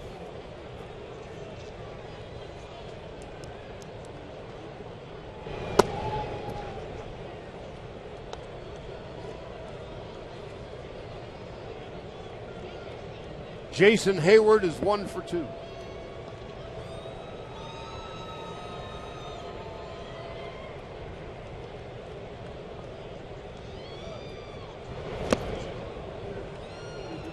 He's had a very solid career, but when he was first round pick of the Braves, they thought he was going to be a big star. He's been really good, but he has not been that transcendent star that they thought he might have been. Hernandez missing inside 2-1. He's gone through some growing pains and now is a solid big leaguer, but you're right. The defensive ability is outstanding, the arm and the range. It's the consistency at the plate that he has missed, and they really never developed the trajectory of hitting the long ball. Just a gap-to-gap line drive type hitter. Has exceptional power, but he's gone through some different swing changes and approaches. 9 home runs and 435 at-bats. And at the moment, the leadoff hitter. Taking a strike, 3-2. Got jammed an awful lot early in his career and went through some different stances where he was really crouched and then very upright. It's kind of settled into a little bit more athletic stance now. That was the 6th full count. That results in the 3rd walk given up by Roberto Hernandez, a 2-out walk, bringing up Emilio Bonifacio. You really start to see Roberto Hernandez's pattern of his misses, and when he goes bad, it looks like it's high and away to lefties, where he comes out of his delivery and falls off to first base a little bit early. He's got a natural kind of falling off that he does to get inside the baseball, to get all the movement that he produces. But he's got to make sure he doesn't do that too early in his delivery, so he gets the ball started to home plate. Runner goes, pitches high, throw to second base, not in time. So Jason Hayward, with his 14th stolen base of the year, had a great jump. Yeah, he sure did. Roberto really with a 4-run lead just took it for granted that Jason was staying home, but he wasn't. He was taken off. Drew Butera, a nice job getting a fastball away that's an easy ball to throw on, but did a great job releasing and throwing accurately, but that base was stolen off of Roberto. Jason Hayward's 14th of the year. Out of 18 tries. So there's 2 out, 1 ball, no strikes to Bonifacio. It's bounced to second and popped to short. 5-1 Dodgers. They've out-hit the Braves 7-3. 1-1. And the Braves' only run came in the 4th inning on 2 walks and a wild pitch. Some pitchers, when they have control problems, catchers like to call their breaking ball to get them back on track. With Roberto Hernandez, his changeup seems to be the pitch that gets his rhythm back and makes him more consistent. Right there, back-to-back changeup, Charlie. And Ethier's there for an easy play, and that'll do it. No runs, no hits, a walk and a man left. We go to the 6th. Dodgers leading at 5-1.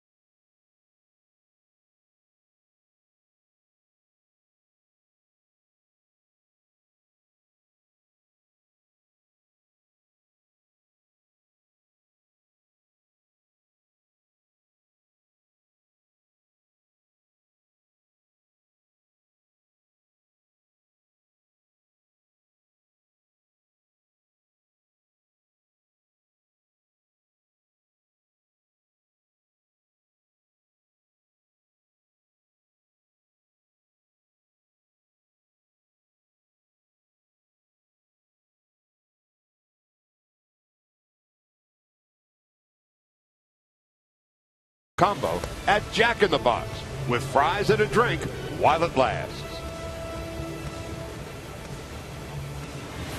Through 5 innings of play, the Dodgers 5 runs, 7 hits, no errors. They have left 3. The Braves have run 3 hits and an error, and they've left 4.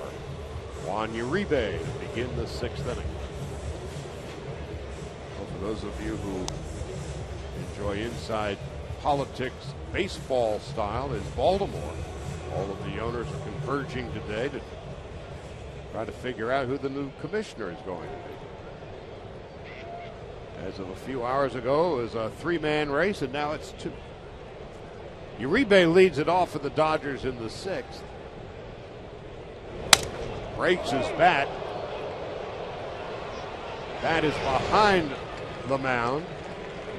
Mercifully, Hale is in front of it as he throws out Uribe, 1 out. Bat just shatters, and it becomes a weapon as it is spiraling towards the mound. And Hale, you wonder if it's sharp or not after it breaks. It sticks right in the ground.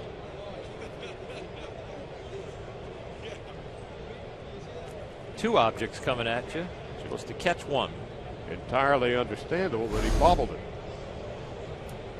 Meanwhile, Tim Brosnan, one of the business honchos at Major League Baseball, was deemed to be one of the 3 finalists. He has pulled out of the race. Rob Manfred, who has negotiated a lot of the big deals on behalf of Major League Baseball and essentially was the prosecutor in the A-Rod case. And he seems to be from the establishment baseball folk. Here's Rojas with a single into center field. The in-house favorite. And then the 3rd man, Tom Werner, one-time owner of the Padres, now part owner of the Red Sox, television producer. Seems to be a 2-man race, and if you read the tea leaves, I don't know how much support Brosnan had, but apparently he is throwing whatever support he had in the direction of Werner. Now you've got 30 owners trying to come up with an agreement and a puff of smoke. There's no shortage of smoke being blown inside that room, that's for sure. But whoever it is will be tasked the job of moving baseball well into the 21st century. It's an entirely different game and business. And days of Kennesaw Mountain Landis, Ford Frick, Bowie Kuhn, and on. It's not just a matter of just 30 teams. It's the business. It's the growing media, greater competition of the other sports. So there's a lot at stake going on in that meeting inside Baltimore. Now, whether or not we will have the announcement of a new commissioner today or not, we'll know by the end of the day for sure. But Bud Selig has done such a great job for so long.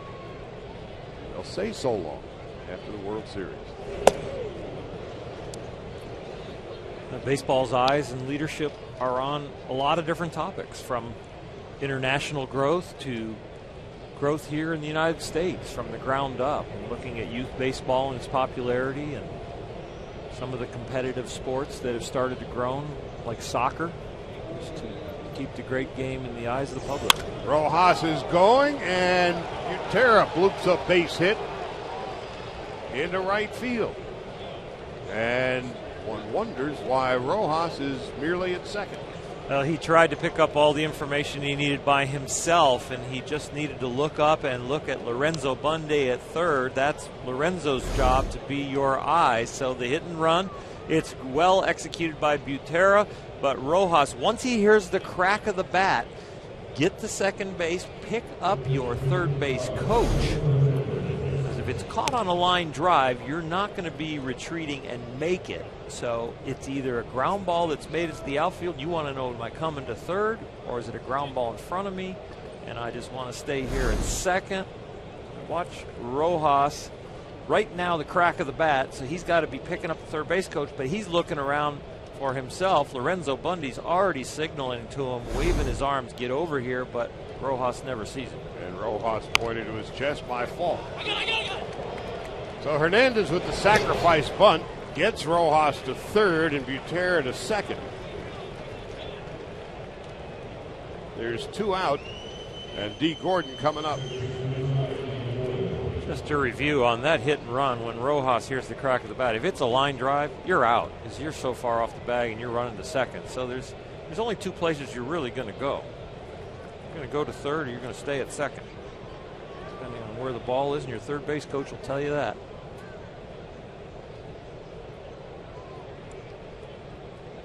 So now D. Gordon has been great with runners in scoring position all year. 326, ranks 8th in the National League in that category. 1 ball, no strikes. Gordon today, been on base all 3 times. 2 hits, 2 stolen bases, and 3 runs scored.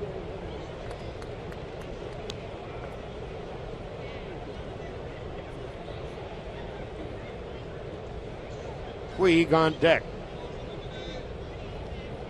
Dodgers had the bases loaded in the 5th inning, scored but 1 run. They lead 5-1 with 2 out.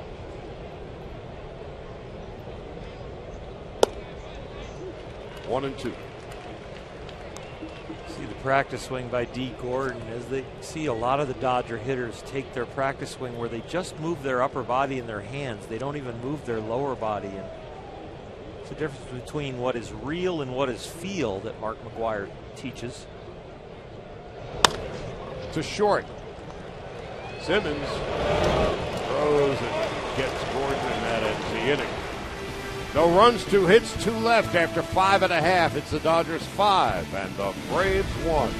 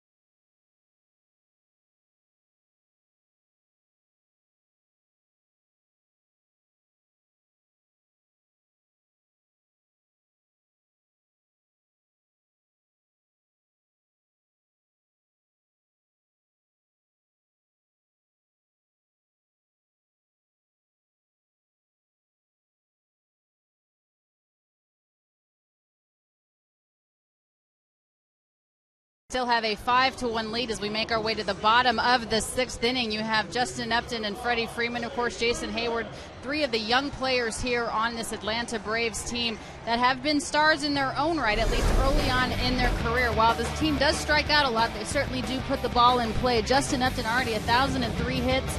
Freddie Freeman a hit today, Jason Hayward a hit today. You can see here the list of most career hits by players under the age of 26. So while they do punch out a lot, specifically talking about Justin Upton and, of course, Jason Hayward and B.J. Upton to a sense, they also put the ball in play, guys. Some young stars on this team. And Chris Johnson strikes out a lot, and he'll be batting 3rd in the 6th. But leading it off will be Freddie Freeman. Freeman has singled to right, walked, and scored Atlanta's only run. It has not been the smoothest of sails for Roberto Hernandez, but he has held the Braves to a run and 3 hits, and that was his 99th pitch already. Freeman, Upton, and Johnson to bat.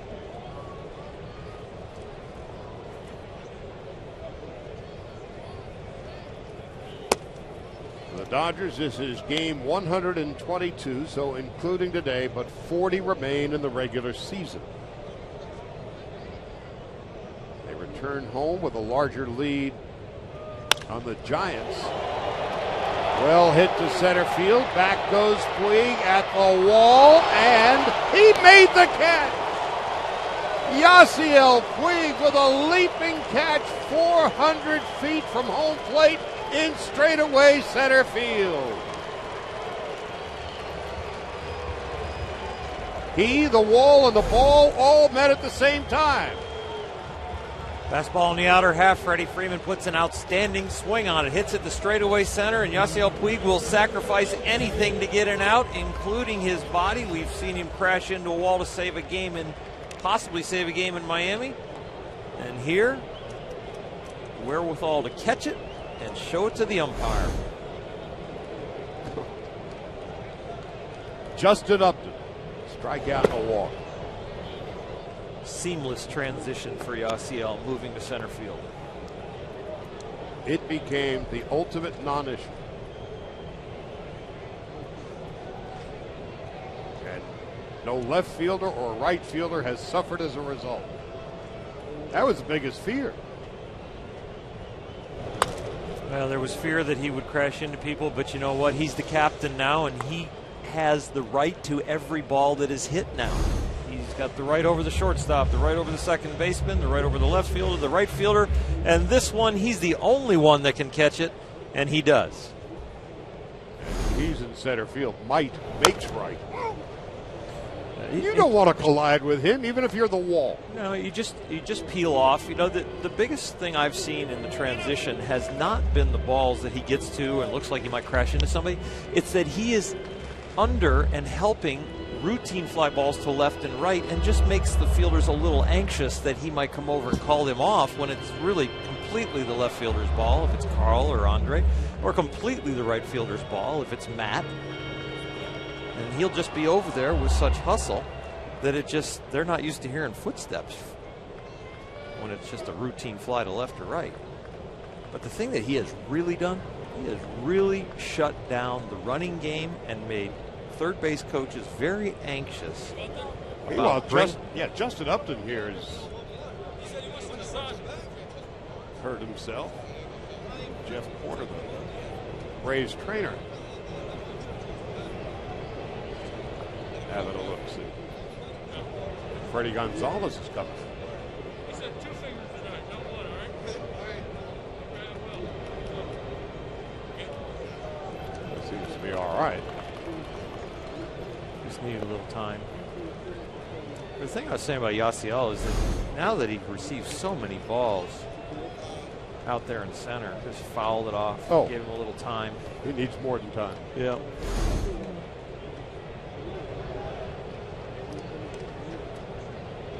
There was a doctor once told me on something like that. He says, "Have you done this before?" I said, "Yeah."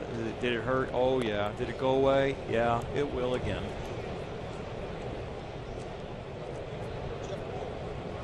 Trainer might as well bring out a violin.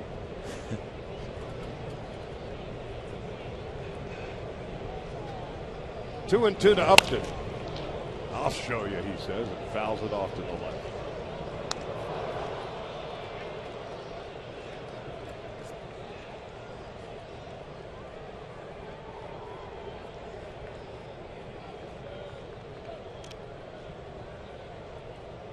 Upton is struck out and walked.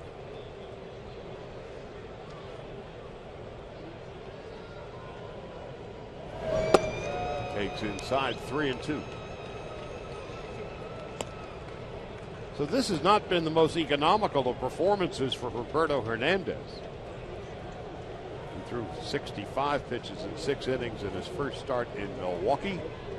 This is about to be his 108th. The 3-2 count, the 7th full count pitch, resulting in his 4th walk. Well, they'll watch him carefully, but in his 21 starts prior to this, he's gone over 100 pitches 12 times. A yearly high of 118. He's at 117, so he's nearing the end. Dodgers would love to get him through this inning and then get into the bullpen.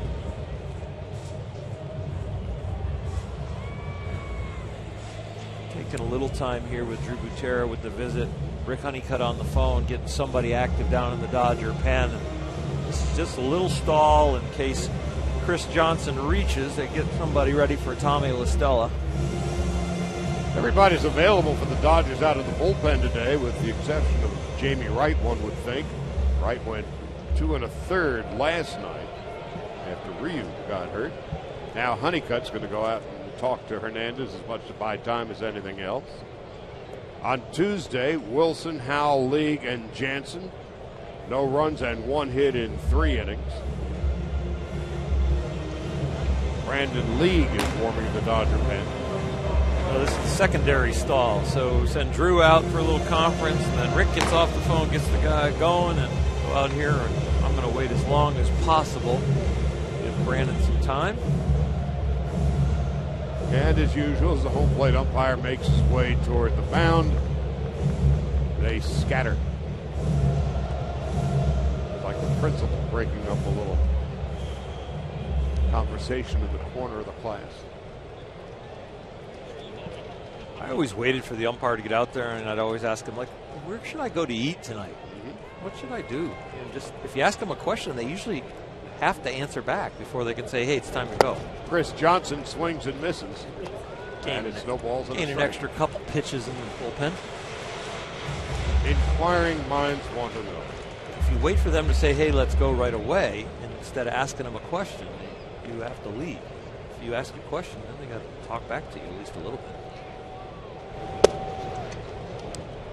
1 ball, 1 strike. Unless you're Doug Harvey. He don't listen to nobody. I love Doug Harvey. He's a great, great umpire.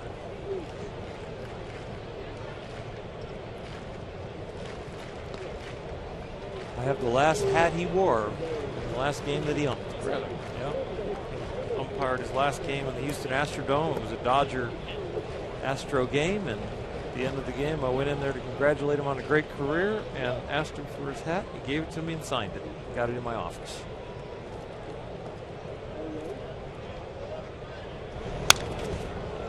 It's one of the quickest games ever, too. He told everybody on both sides that the game didn't matter to anyone, Dodgers or Astros, and he told everybody, you better be swinging when you come up, and he was calling balls 8 inches to a foot, outside and inside strikes.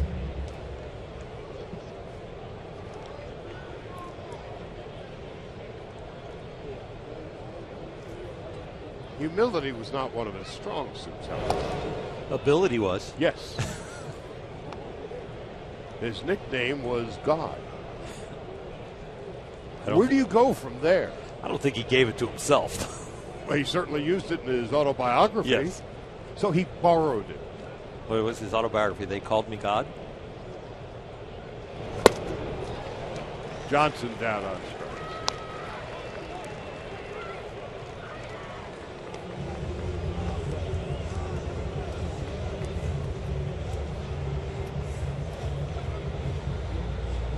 He was an umpire in the '88 World Series, so he won our World Championship.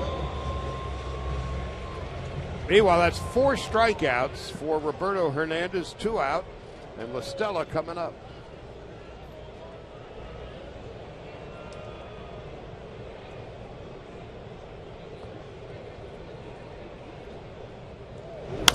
Fouled off.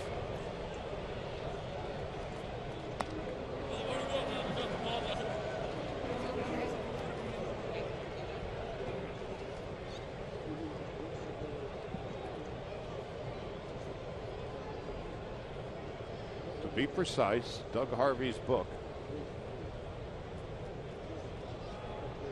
was entitled, They Called Me God, the best umpire who ever lived. Okay, I see where your humility comment comes from. Where do you now. go with that? Hi, I'm God Jr., the second best umpire who ever lived. With a title like that, it better be a good book.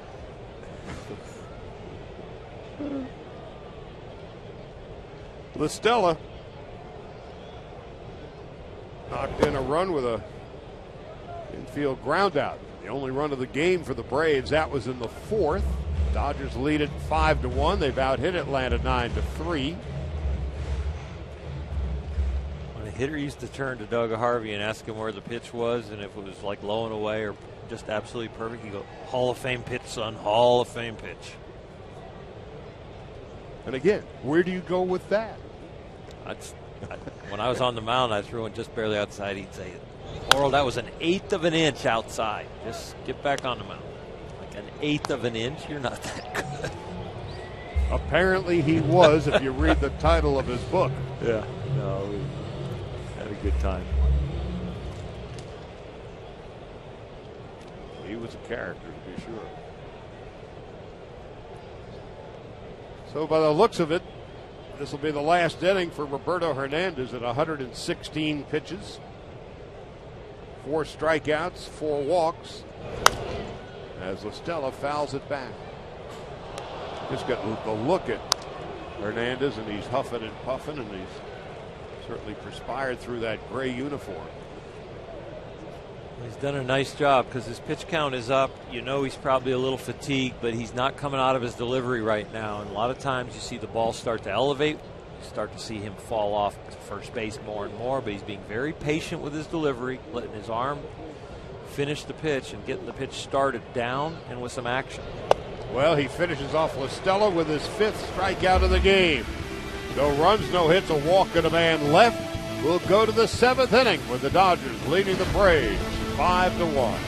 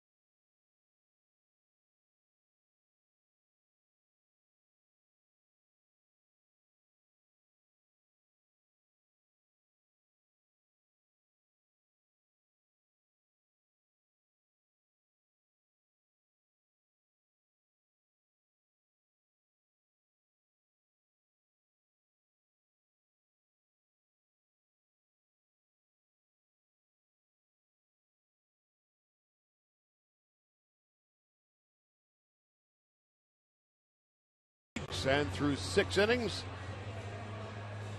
1 run, 3 hits, 4 walks, 5 strikeouts.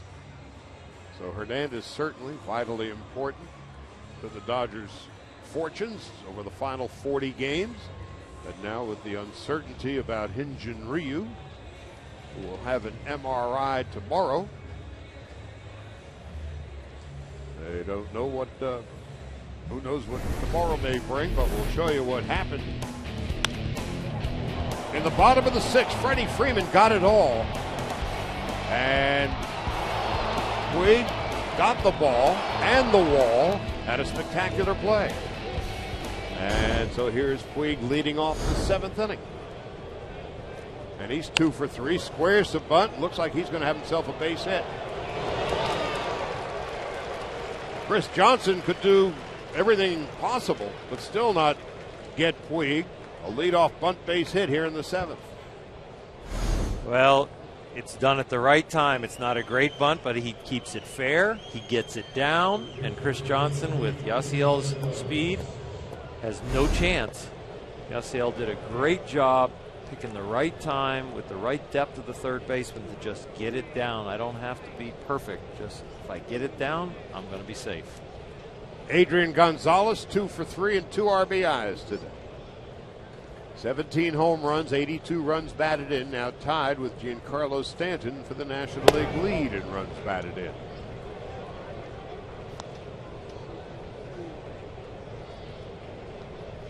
David Hale in his second full inning of relief. With the bases loaded, 1 out in the 5th. Ethier, first batter that Hale would face, smashed a one-hopper to Freddie Freeman, who began a 3-6-3 inning-ending double play. And so instead of what would likely have been a double, it was a double play. And Ethier was left to mutter to himself. Hale came out, pitched the 6th inning.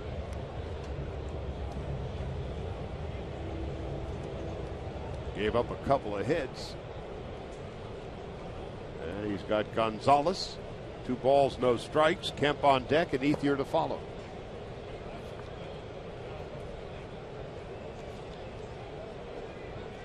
So the Dodgers looking to go home 5.5 in front of San Francisco. Into left center field, but there's Upton. Gonzalez hitting the ball much more solidly and certainly coming up with great results since the All-Star break. He's done a good job keeping the barrel on top of the ball and driving it, not swinging underneath as many pitches. Hit that ball very well. You know, we get to the playoffs, and hopefully we will be there. And the top of this order, D. Gordon and Yasiel Puig, they don't have to hit the ball hard to get on base. You know, the infield hits today from Yasiel, 2 bunt hits from both of them, 1 each. It's a top of the order and an engine that doesn't necessarily have to hit line drives to kickstart the offense. On the year, Gordon has scored 65 runs and Puig has scored 66.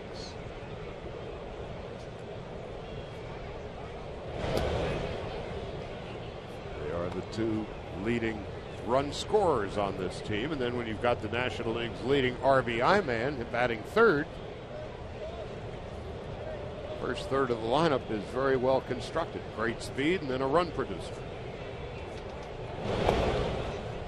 Puig back standing up. Past couple of days, Puig has been working with first base coach Davey Lopes, practicing the head first slide return to first base. He shortened his lead up this time. He's been picked off here once today. He's a good full step shorter now than he was earlier in the game. He had a bang play getting back and then lengthened his lead, and then the next time on the 4th pickoff attempt from Aaron Harang got caught. He was also picked off on Monday night. Kemp went around. 1-2. I think like we saw with Yasiel when he was at the plate, trying to figure out the difference between being aggressive and taking, and you could actually see it in his body language when he was up there swinging or when he's up there taking. I think he's learning at first base too now on how to get a lead and how to steal bases, and he's just in that in-between kind of uneasy place. But you know what, it's a work in progress and he's working on it. I'm sure he will accomplish it in a very short order with Davey's help.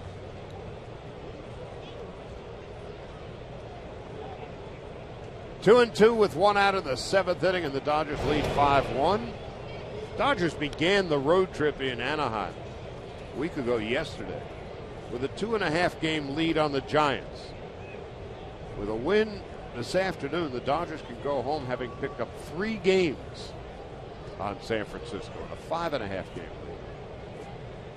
It's been absolutely amazing, too, what Ned Colletti and his guys have done, because you lose Paul Maholm, you lose Chris Perez, you lose Paco Rodriguez, you lose Josh Beckett, you lose Hanley Ramirez. Add parts.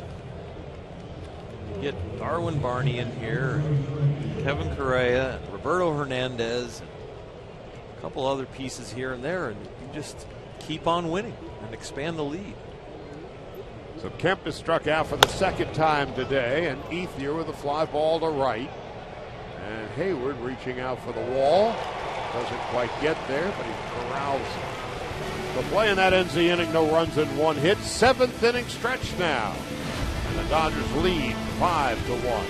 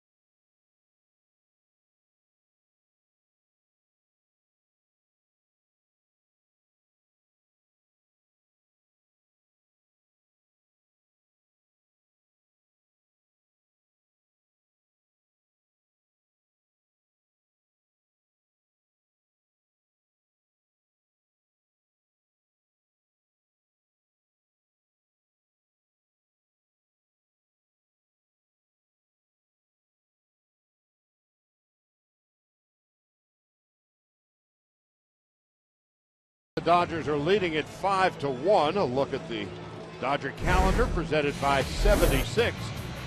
Tomorrow night, first pitch at 7:10. It'll be Jimmy Nelson against Zach Greinke. Saturday, Giovanni Gallardo and Clayton Kershaw. That's a 6 o'clock start, don't forget. And on Sunday, Willie Peralta, 14-game winner against Dan Haren. The Dodger calendar presented by 76. New pitcher for the Dodgers is Brandon League. And League, after a tough beginning, has become a fairly reliable member out of the bullpen. His 47th appearance, a 2.40 ERA, a 2.58 opponent batting average, and he'll be facing the bottom third of the Brave order. Dodgers took a 1-0 lead in the first, and the Braves have been in their rearview mirror ever since.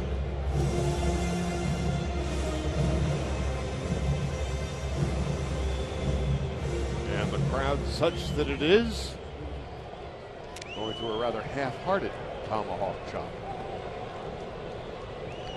Usually continue it after the music stops, but not today. Not down 5-1. Simmons in his last at-bat with a couple of runners on board just walloped a line drive, but right into the glove of Juan Uribe. He's also been struck out. So Simmons at 248 with 5 home runs and 38 runs batted in. His second game back after missing 6 with a sprained ankle. Lee delivers, line drive, base hit, right field. So Simmons is aboard. Leadoff hit here in the 8th. Now Brandon gets a lot of double plays. He's forced 11 ground ball double plays this year, ranks him second with MLB relievers. So keep the sinker down, get yourself a ground ball.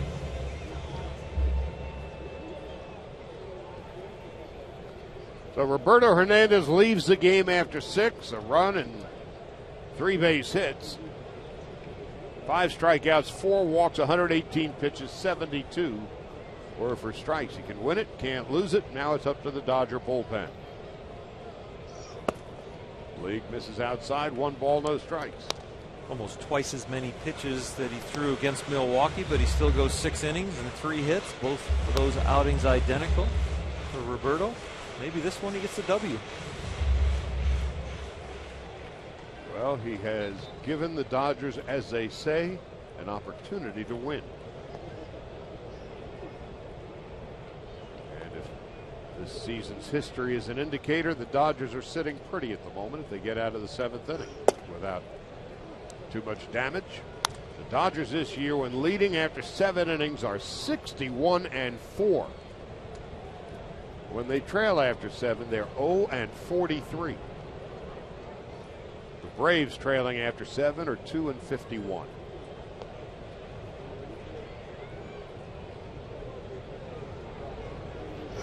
It's really an outstanding record for an 8th inning that's kind of been an adventure throughout the year of who's going to pitch it and how we're going to get through it. And now it's pretty much a matchup bullpen for Don Mattingly and Rick Honeycutt. There's really not one role other than Kenley Jansen has the 9th. And somewhere, ideally, based on his performance this year and last for that matter, J.P. Howell. We know J.P. has been consistent and consistently outstanding, but where they use him in what situation. And how often, especially down the stretch. And speaking of whom,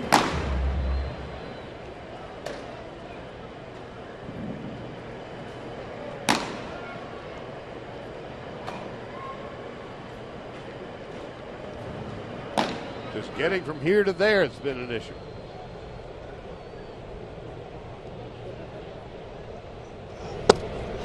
Oh! 92, 3-2. Ramiro Pena in the on-deck circle to pinch hit for David Hale.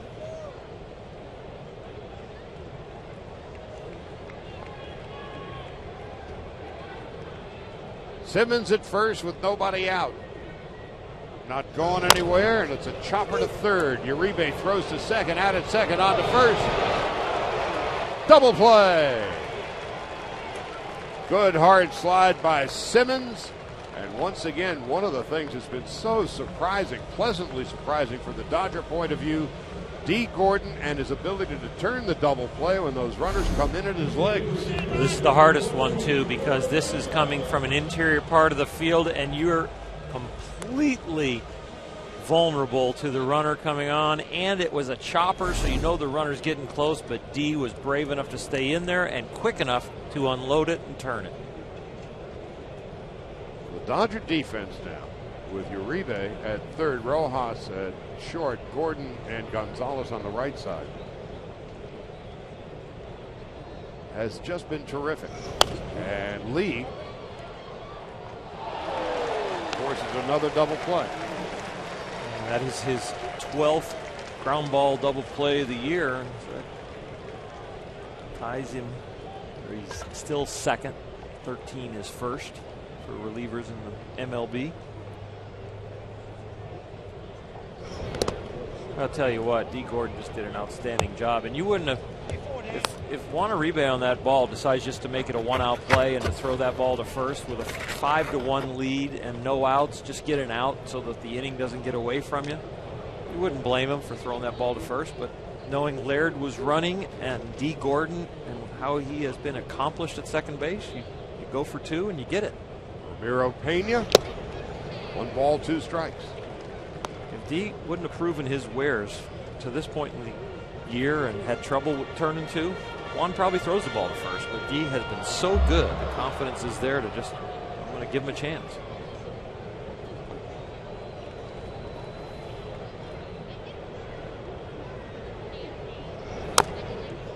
Pena stays alive.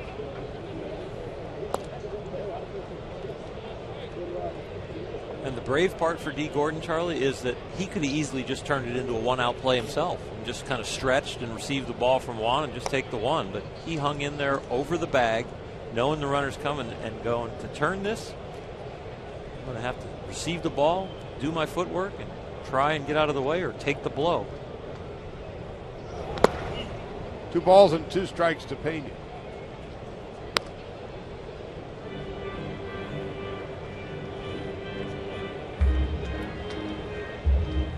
Shortstop. The past few years, Gordon seemingly couldn't get out of his own way, and now in just 1 year on the job at second base, he's become one of the game's elite second basemen, offensively and defensively. Pena on 2-2 lines a single into left center. So how big is that double play? That's one of those questions that more rhetorical than anything else, because everything changes whether there's a runner on base, how you throw, whether you're throwing out of the stretch or full one. Beautiful day today here in Atlanta. 77 degrees at game time. Humidity not the least bit oppressive, and a crowd of 19,347 watching. Jason Hayward is the batter.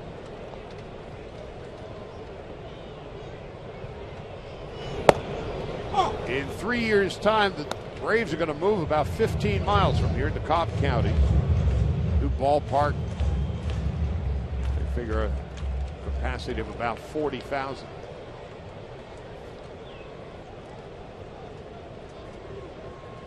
No balls and a strike. 0-2. Talking to our old friend, the president of the Braves, John Sherholtz, today. First question to him was it? Because seemingly out of nowhere a couple of months ago, there's going to be a new ballpark built. There's John. I said, first question, how'd you guys keep it so quiet? Which is as much the story as anything else. Hayward takes inside, 1 ball, 2 strikes. Well, the story was Braves wanted to build up the area around the ballpark for restaurants and that sort of thing. This is a ballpark unto itself. And the city government in Atlanta was shucking and jiving, and the folks in Cobb County got wind of it. And as John said, they sent an emissary. If you're just talking to people, you send some guy over. When you're talking about a $500 million ballpark, you send an emissary. So they had emissaries involved, and they made this deal. Very secret and very low-key emissaries. That's what an emissary is supposed to be. You can't be an emissary with pom-poms. Here's the 2-2 to shortstop. A lot of English on that one. Rojas could care less. Throws out the speedy Hayward. So the emissaries were happy with one another, and Turner Field will soon be a thing of the past. We'll go to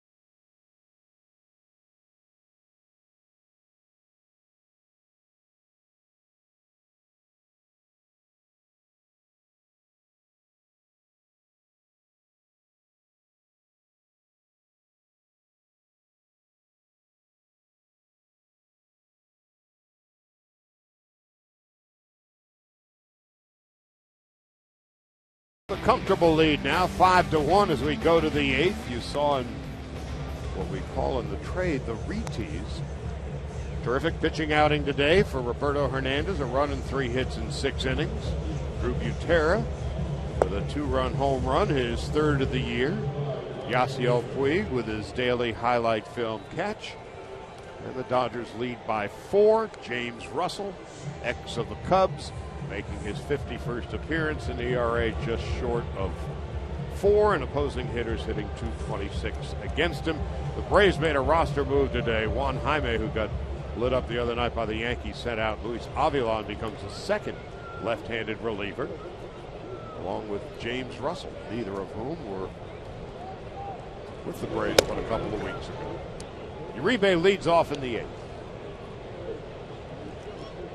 They'll be followed by Rojas and Butera. Brandon Lee goes the 7th inning. No runs, 2 hits, 19 pitches, 11 strikes. Dodgers have not trailed in this game.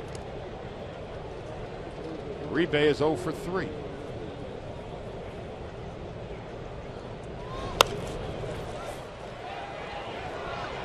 Beneath us and slightly to the right. 1-2.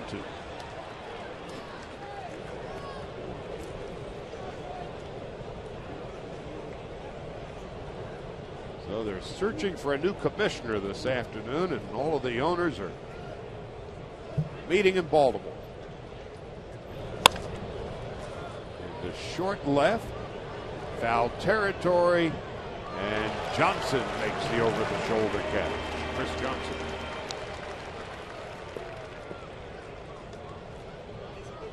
It's a nice play by Johnson right there, knowing that your shortstop's coming over. You've got the wall and the warning track to deal with, but kept his concentration, never got called off.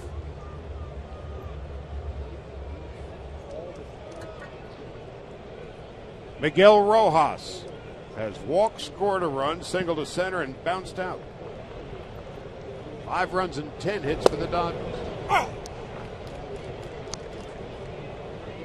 And again, with each passing day, with each passing start, Miguel Rojas, just body language, just watching how he comports himself on the field, in the clubhouse, hotels, buses, planes, and the like. He belongs. He's starting to look very hitterish in the batter's box.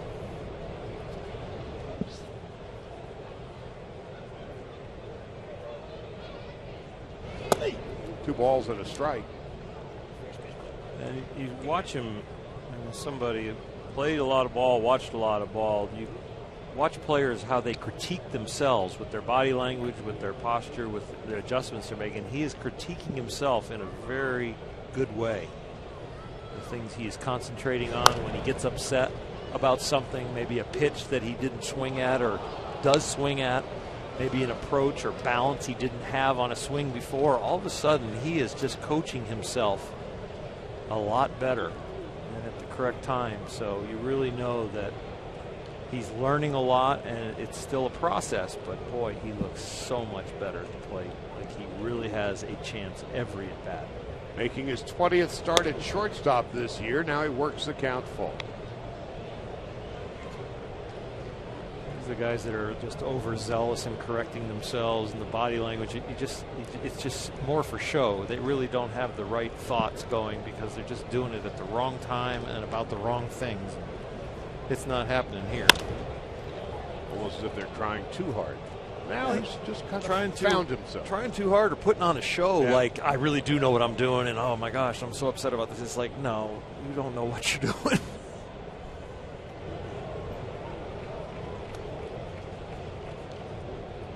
He's been terrific. He's done everything the Dodgers have asked him to do.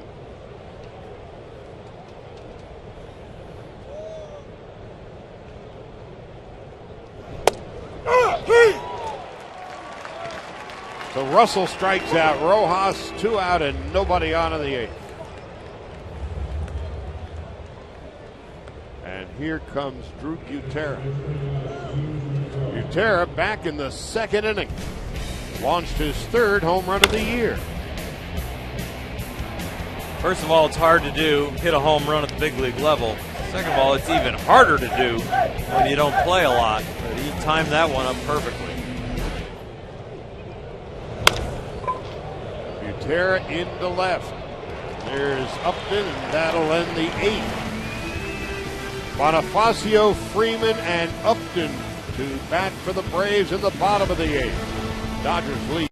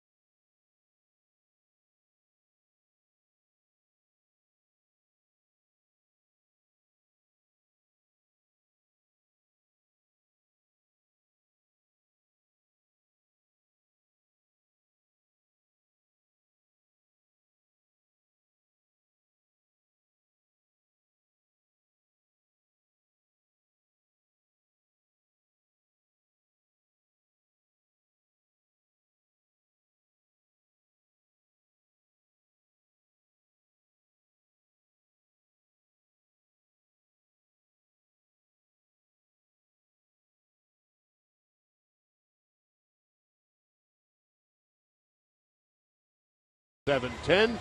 You can enjoy a Star Wars themed Friday night fireworks show presented by Denny's. For tickets, visit Dodgers.com/promotions. Brian Wilson now on in relief for the Dodgers, making his 47th appearance of the year. Wilson on Tuesday night. Pitched a perfect 7th inning and needed but 13 pitches and struck out 2 of the 3 batters he faced. Dodgers certainly hoping he can step it up.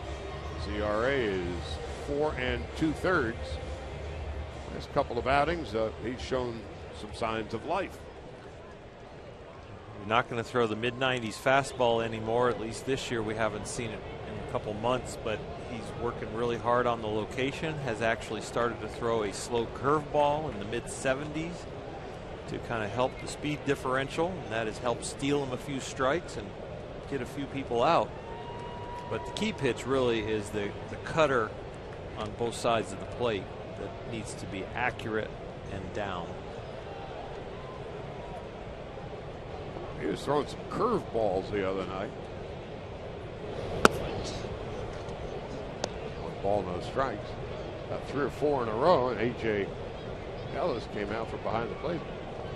Said, "What are you doing?" It's the type of curveball that is good when it's a surprise, but it's not at the level of, shall we say, a lot of pitchability yet. It's the surprise steal a strike curveball. It's not the one where you're going to throw 3 or 4 in a row and expect the hitters to not start picking up on it.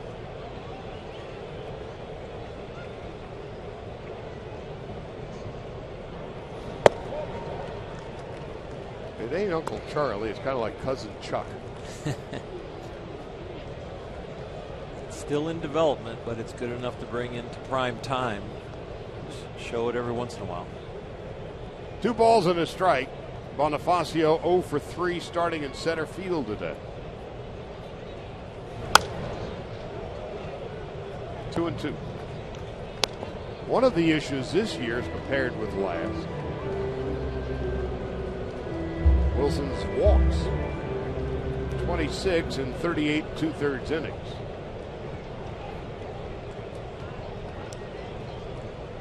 But his control has improved over the past month or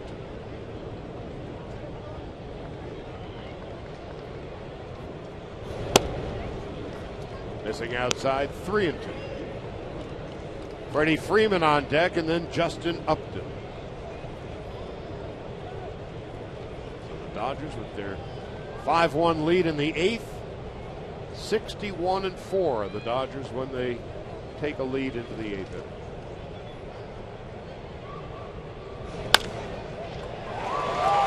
Bonifacio begins with a single to left and a big turn.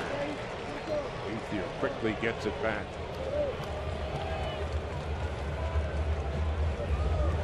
Freddie Freeman coming up in his last at-bat. Defensive play of the game turned in by Yasiel Puig.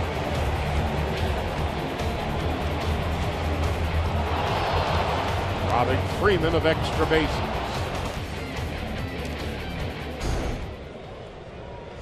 So Freeman has a hit, a walk, has scored the Braves' only run, and then robbed. Wilson misses outside, 1 ball, no strikes.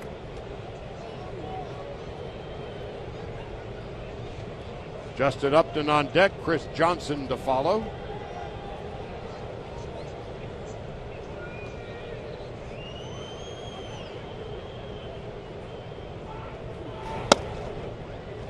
Balls and no strikes. Brian Wilson needs to make some quality pitches here. The heart of the Atlanta order. In some ways, I say only up by 4. You don't want to build an inning for them with the power coming up behind.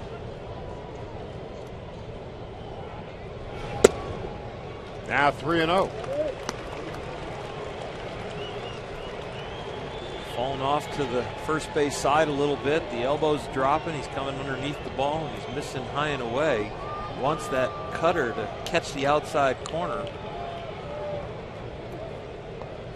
Slipping underneath it, leaking. 3 balls and 1 strike to Freddie Freeman. 16 home runs and 64 runs batted in. Bonifacio, good speed at first.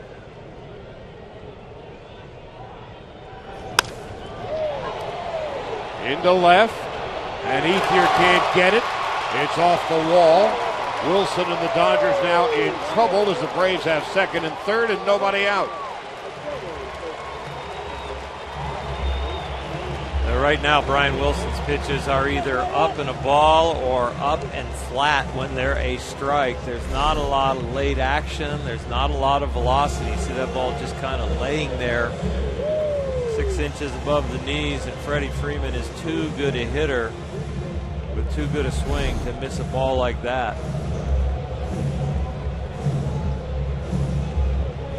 Charlie, we're back to where they need to trade an out for a run, and maybe, hopefully, the out doesn't move Freeman to third. Even if it does, he still could be up 5-3 at the end of the inning.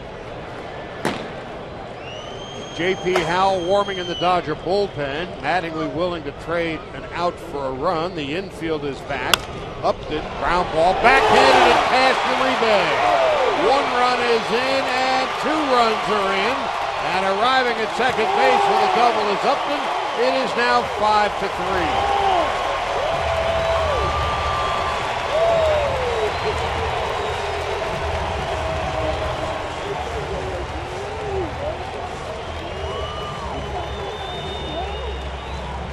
Justin Upton decided, I'm not going to work the count. If I see something I like, I'm going to swing, and it's a cut fastball. That's the curveball Brian's been working on. Got him out in front, got the ball on the ground, but it found the line by Uribe. That's going to score those 2, and now you do worry about the lead at 5-3. Because Chris Johnson, with 8 home runs on the year, steps in as the tying run at the plate. Wilson delivers a strike at 88, 0-1. Johnson's best swings and best bolts are to the right side. Atlanta can play to get this within 1 if he gets the runner over. 0-2. Johnson today has singled in 3 at-bats. He's also flied to center and struck out swinging. Johnson not at all happy with home plate umpire Lance Barksdale.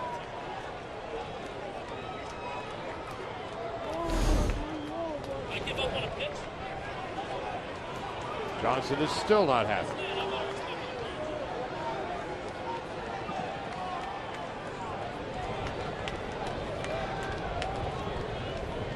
LaStella on deck.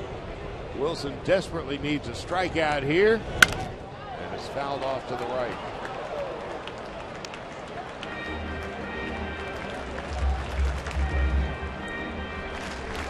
Well, he knows Chris Johnson is conscious of the inside corner because of the call that he's been barking about. So you could think about going back in there and forcing a swing on a ball, or walk him off the plate away. Either way, it needs to be a quality pitch right here.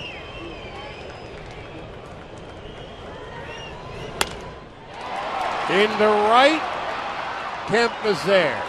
Tagging and going to third is Upton.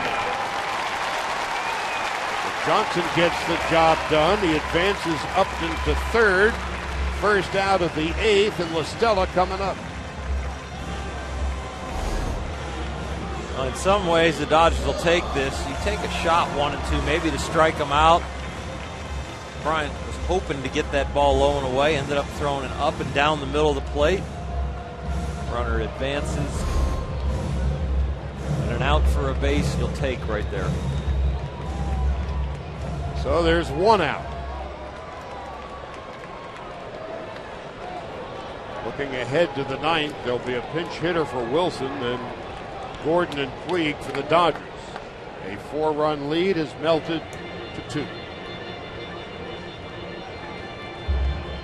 LaStella, fielder's choice RBI in 3 at-bats. Also a double play and a strikeout.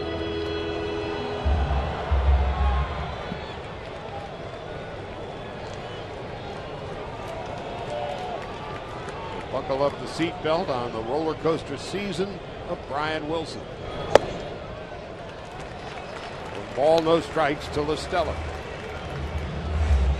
Dodgers willing to give up the 1 run to stay on top and not let LaStella get an easy hit with the infield in. Ball and a strike. Now Wilson at 18 pitches. Night before last on Tuesday, faced 3 batters, 13 pitches, 8 strikes, and 2 strikeouts.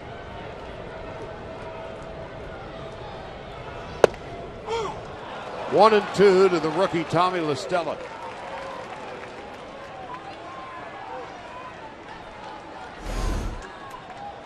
A lot easier to pitch when you're getting ahead in the count. And that one may be a little wide, but got the call.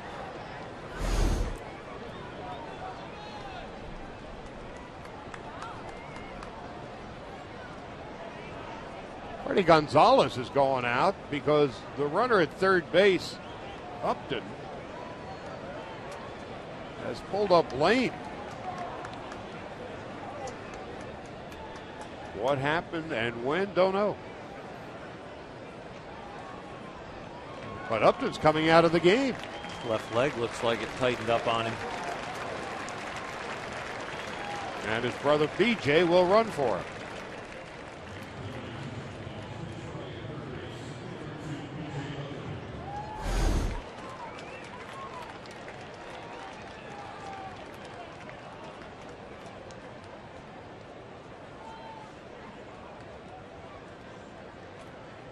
That, as best as we can tell, is what happened.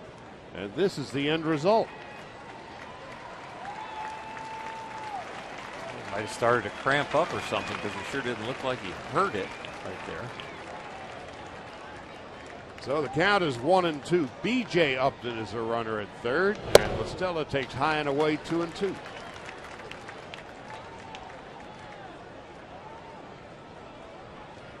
As he tagged and went from second to third, Justin Upton seemed to run with the greatest of ease. Now time called.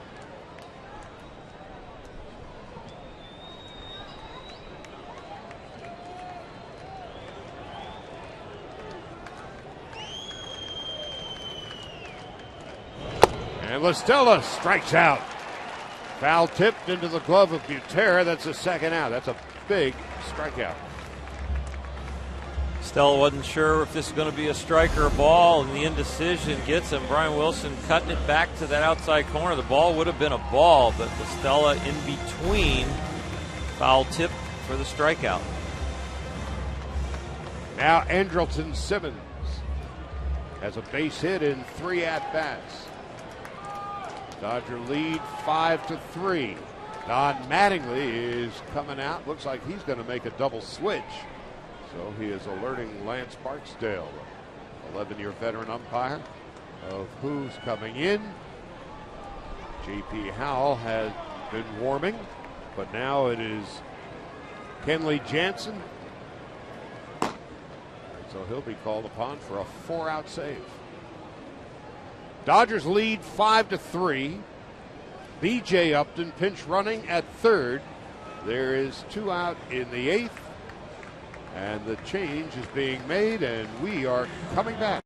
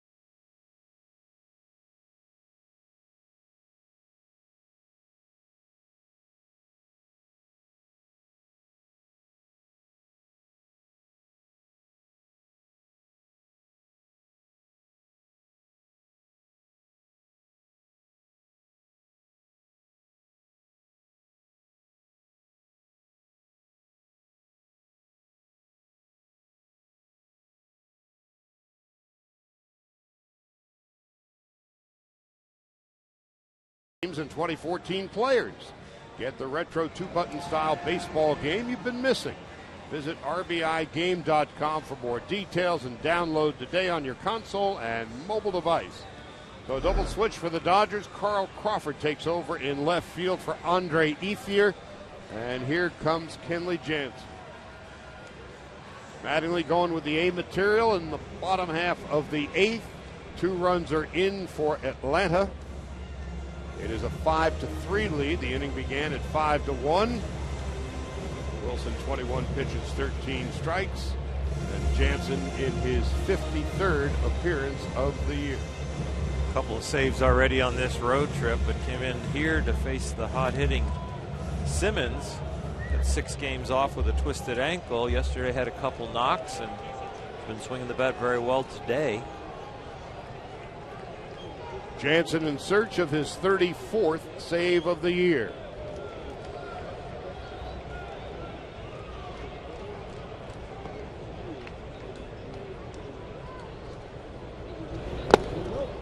Ball, no strikes.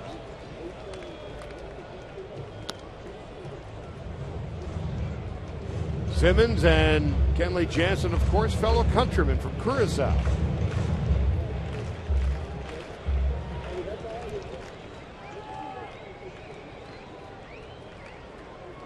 Simmons, a second-round pick of the Braves in 2010. 5-3 Dodgers, 2 out. 2 balls and no strikes.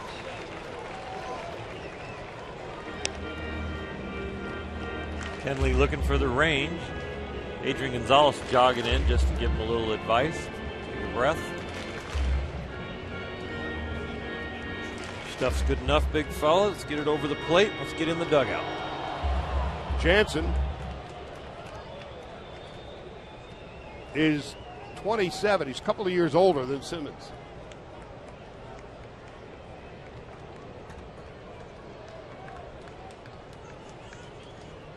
Two balls and no strikes.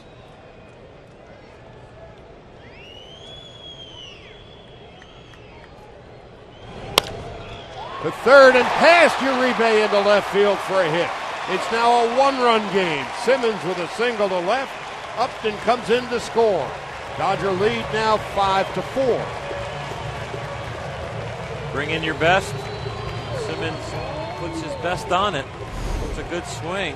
Uribe's been beat down the line on a curveball that Wilson gave up a hit, and now this one is beat to the hole, and that ball was scorched. Pretty easy to find a hole when you hit it that hard.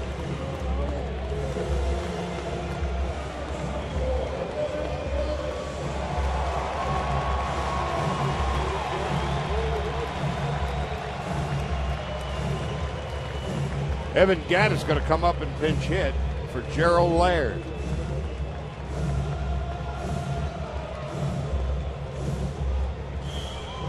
One of the areas of concern for the Dodgers this year, outscored late in games.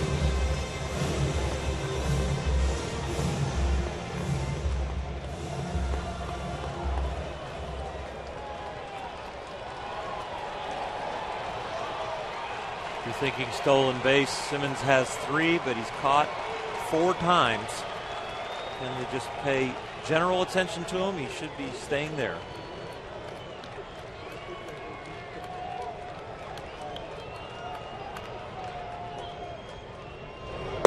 Inside, 1 ball, no strikes.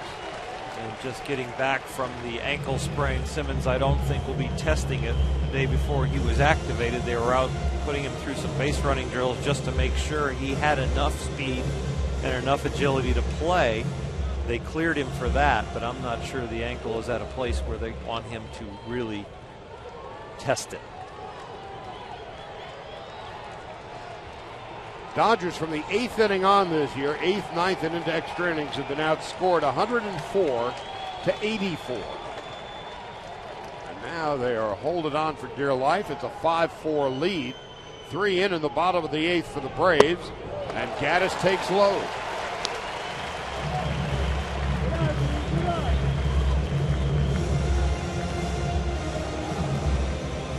Bonifacio began the inning with a single to left. Freeman doubled to left.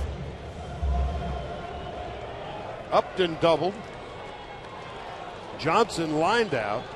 Mostella struck out, and Simmons singles home Upton. It is 5-4. And now it's 3-0.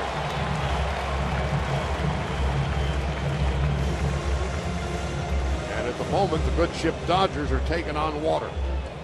Now you weigh the risks of a guy that can take you deep and loves the fastball, or do I just worry about getting somebody out with a man on second if I happen to walk? Well, Ryan Doumit, who's on deck, nowhere near the hitter that Gaddis is. Gaddis at 276, Doumit at 195.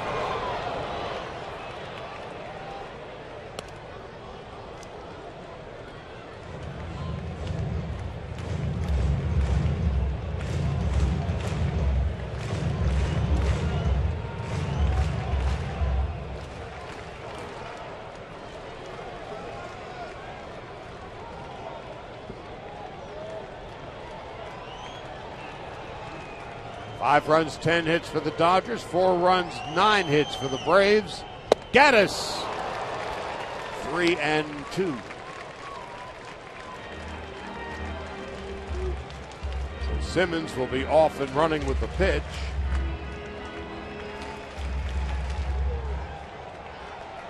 And for the moment, Gonzalez is holding him on at first.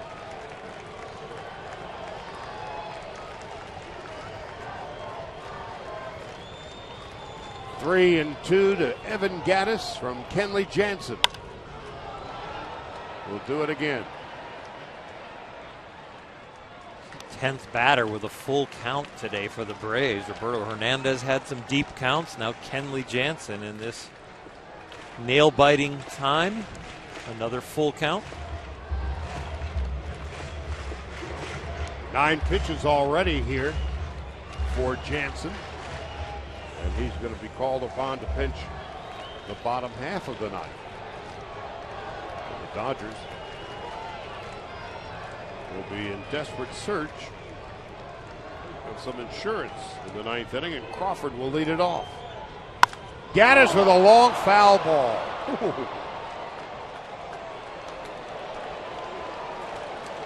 That draws oohs and ahs into the upper deck. He was way out in front. Clearly not fooled.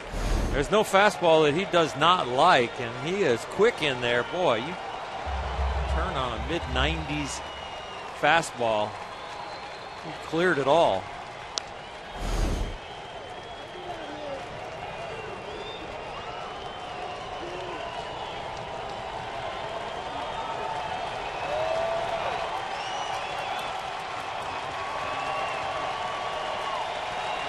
Dodgers on their heels here in the bottom half of the 8th. But Gaddis strikes out, foul tips it into the glove of Butera. And Jansen wins that battle, but not before the Braves come up with 3 runs on 4 hits and leave 1. We go to the 9th, Dodgers 5, Braves 4.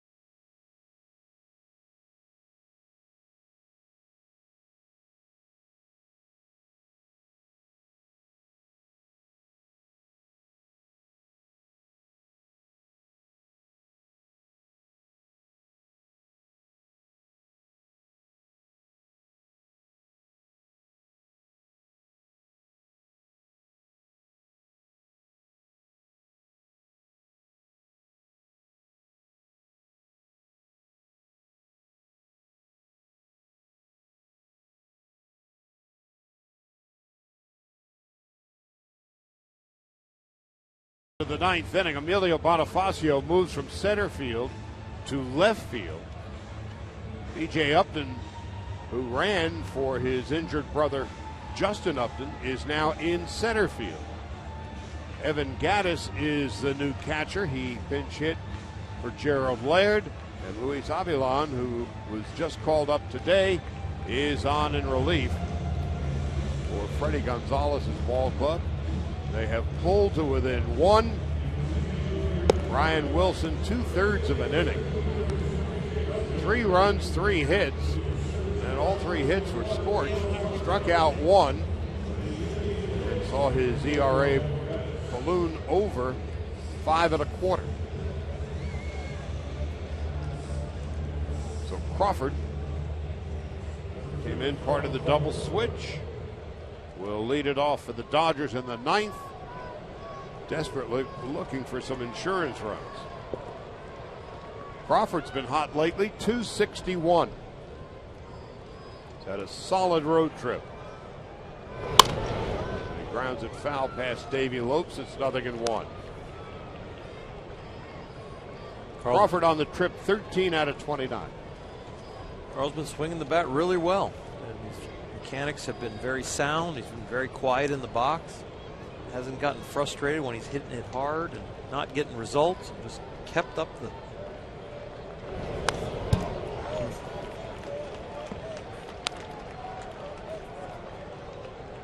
And his Little League baseball team that he sponsored from outside Chicago, they're playing tomorrow.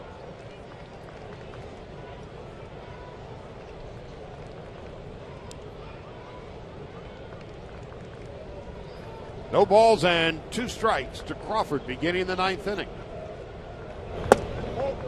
1-2.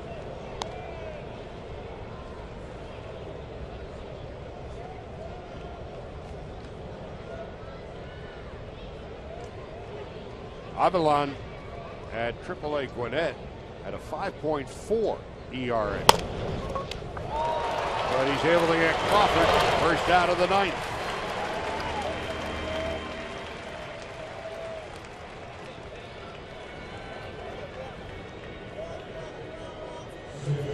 Now D. Gordon coming up.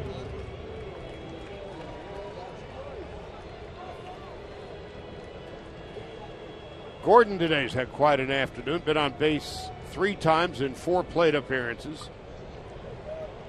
2 hits and a walk, 3 runs scored, and 2 stolen bases. Dodgers, who led 5-1 from the 5th inning until the bottom of the 8th, 5-4. And look at this bunt, and he is going to beat it out. D. Gordon with his 42nd infield hit and his 2nd bunt base hit of the afternoon. Couldn't have been any more perfect. It's exceptional. He's been great with the weight and the direction of his bunts today, and this one right down the line. Avilan trying to bat it to Freddie Freeman. Freeman did the right thing, staying at home. Freeman could have charged this as hard as he could and then picks it up and try to tag it. D. Gordon would have beat that play. So Braves had 1 shot. It didn't work. Somewhere watching this game today, Maury Wills. And Uncle Maury watching this thing must have a grin from ear to ear. His prodigal son with a couple of bunt base hits today. He also has 2 stolen bases. Puig today has got 3 base hits. We were talking earlier about the 1-2 punch at the top of the lineup between Gordon and Puig, and they're the 2 fastest runners that the Dodgers have. And the fella who is on deck, Adrian Gonzalez, is now tied for the National League lead in runs batted in. Well, let's see what Puig can do with Gonzalez on deck and Kemp to follow. Dodgers trying to get some of the momentum back that they lost in the bottom of the 8th. They still maintain a 5-4 lead.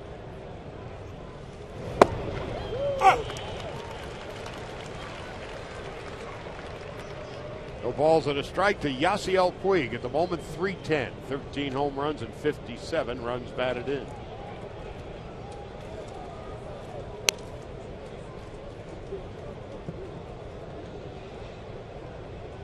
Avilan is out of Venezuela. 6'2", 220. Blocked by Gaddis.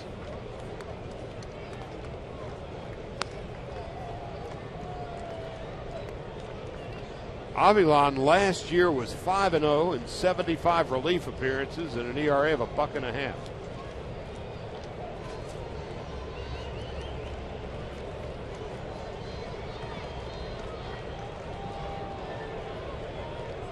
Puig 13 home runs and now 57 runs batted in. And quite naturally, the Braves are preoccupied with Gordon at first. D gaining a little bit of information right there. Have not seen Avilan's move, and so sometimes you like, as a runner, to get out there a little too far and make it a one-way lead, make him come to first base and get some information.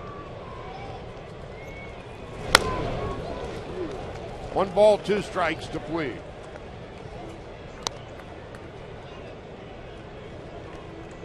So D. Gordon now with 54 stolen bases. Gordon by himself has more stolen bases than 4 teams in the National League. Yasiel's acting either frustrated or like he hurt something. With Puig, you can never tell.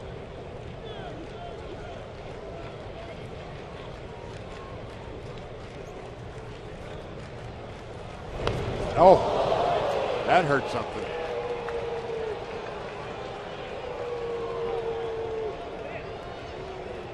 Stan Conti is going to come running out to make sure that Puig is all right.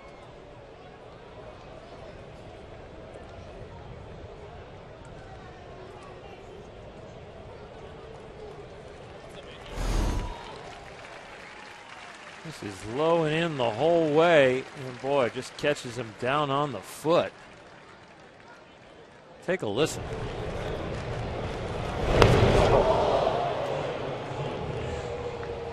Sounds like it hit the bat. We know it didn't hit that. Wow.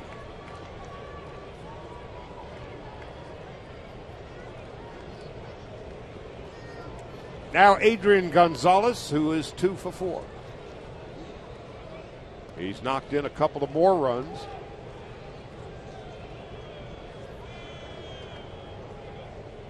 Up to 82, tied for the league lead with Giancarlo Stanton.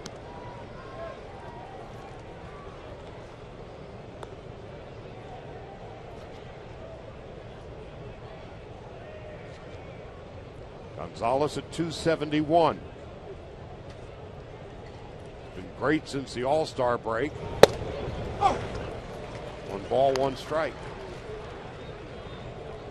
Since the break, he's hitting .344, Adrian Gonzalez.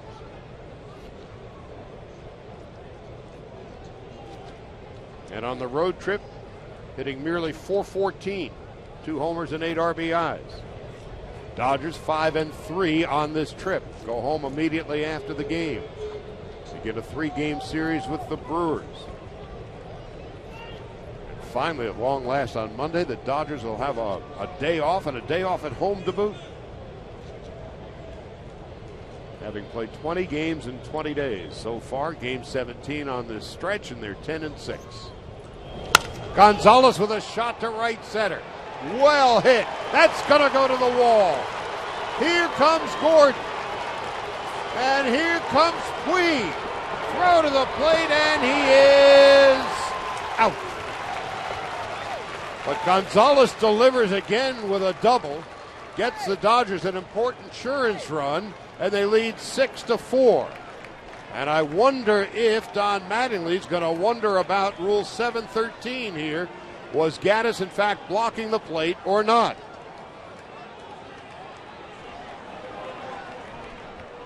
Well, Adrian Gonzalez just really hit the ball well there, and Don Mattingly is arguing over that second run with Puig coming in.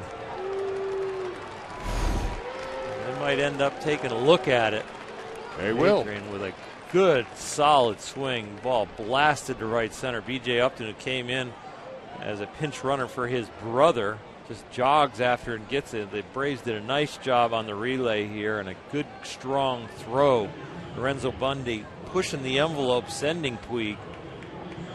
But did Puig have a lane to touch the plate, even though he's dead out? Gaddis has the ball, and that's when you're allowed to block the plate once you get to the ball. But at the beginning, he's positioned in a place where it looks like he's giving him a little bit of a lane, but you can't block the plate without the ball. Lance Barksdale, the home plate umpire, and Gary Cedarstrom, the crew chief, are listening to the folks in New York who just saw a similar replay that you just saw. A play not too dissimilar to that between the White Sox and Giants yesterday. It was a turning point in the game. Giants would go on and win 7-1. So did Gaddis give Puig enough room?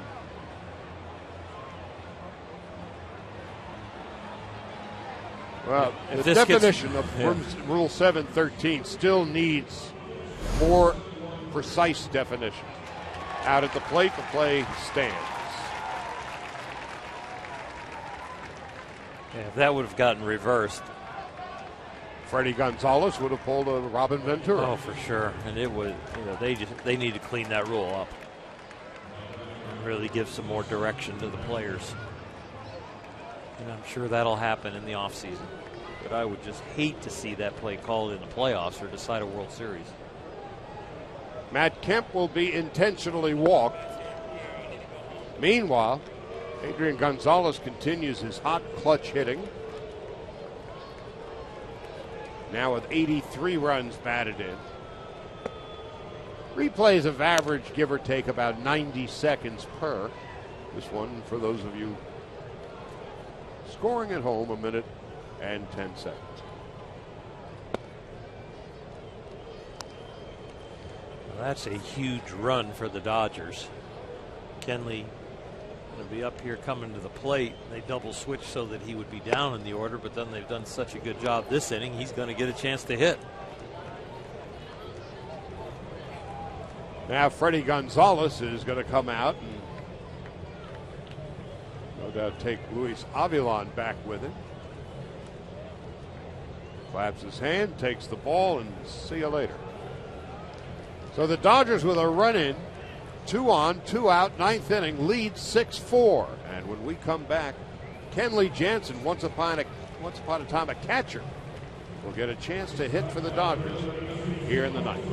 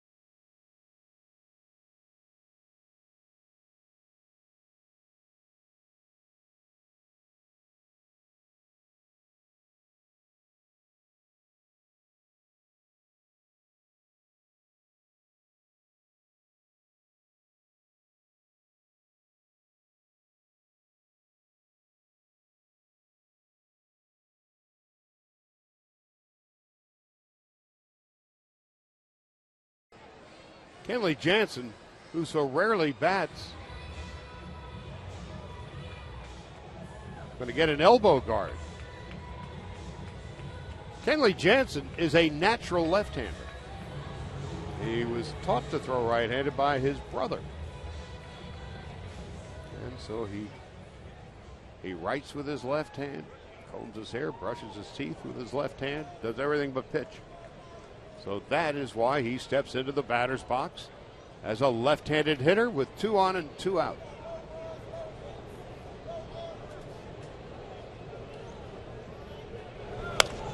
Good rip. Yeah. The ex-catcher has a nice swing. Now, the number on the helmet doesn't match the number on the jersey. He's wearing Clayton Kershaw's helmet. Well, Clayton Kershaw wears number 22 because Will Clark was his favorite player growing up. Kenley Jansen wears 74 on his jersey. That was the house number on the street in which he lived. 1 ball, 1 strike.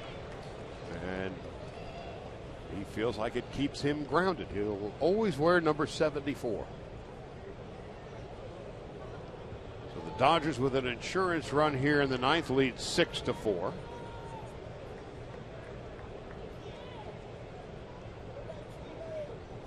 Gonzalez at second, Kemp at first. Another good rip. And it's 1-2.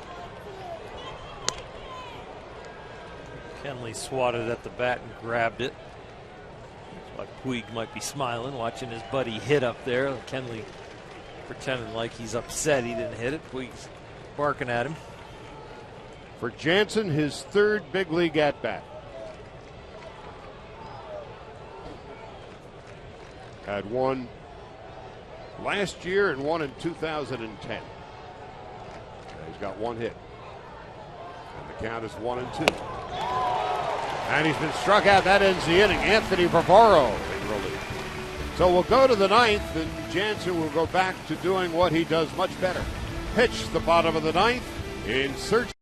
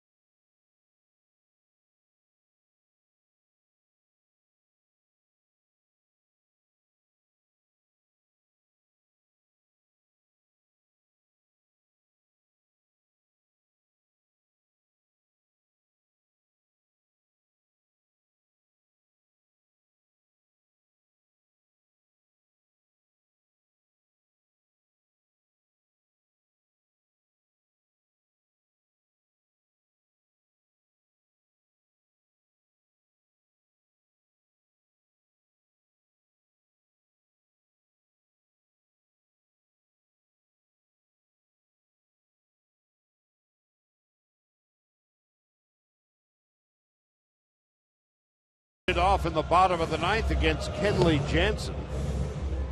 Kenley needed 11 pitches to record the 3rd out of the 8th.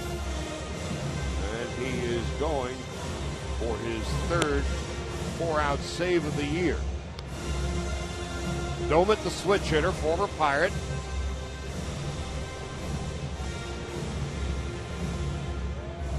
Well, the last time a 4-out save was against the Braves back at Dodger Stadium. Made it a little easier with that insurance run.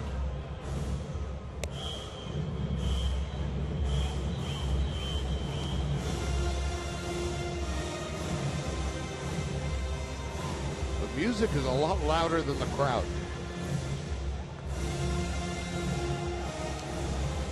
Would you say 19,000 were here to start? 347, 19,347. Absolutely beautiful day. Oh, very lucky. 77 at game time. No humidity to speak of. There's one Atlanta folks said today, this is the coldest summer we can remember, and it's all relative.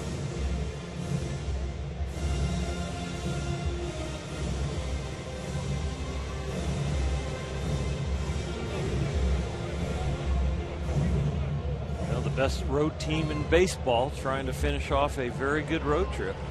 Dodgers will go 6-3. They win this one.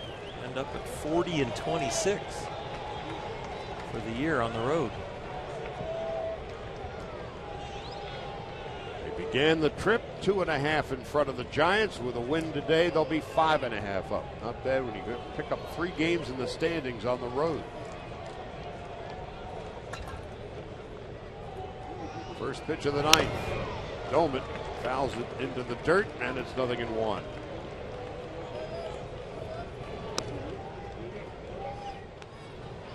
Jansen in search of his 34th save. And Roberto Hernandez, 6 innings, 1 run and 3 hits. He'll get his first win as a Dodger. Second start, and he's been solid in both. This one much more of an effort, 118 pitches in 6 innings. Doman takes a strike, and it's 0-2.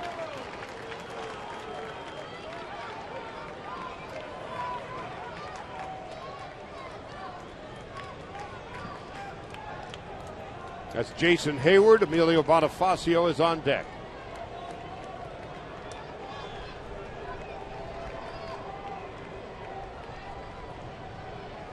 Doman hitting 195.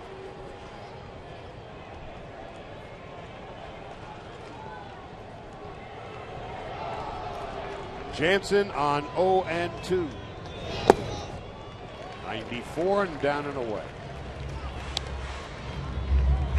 Kenley has been one thing today. He has been down. He has really concentrated on keeping the ball down as he's come out of the bullpen. Some of the control problems in the last inning were just misses down, but finally got his sights in line.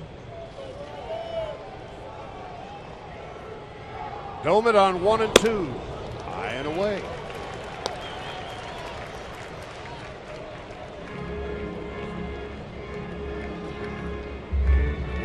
Pitcher, and you only get your 3rd big league at bat, and you end up striking out, and now it's a 4-out save. Get to the mound and start concentrating on pitching. He did a good job getting to the 0-2 count. Now he's got to finish it off and get the leading lady. Who's hitting a $195.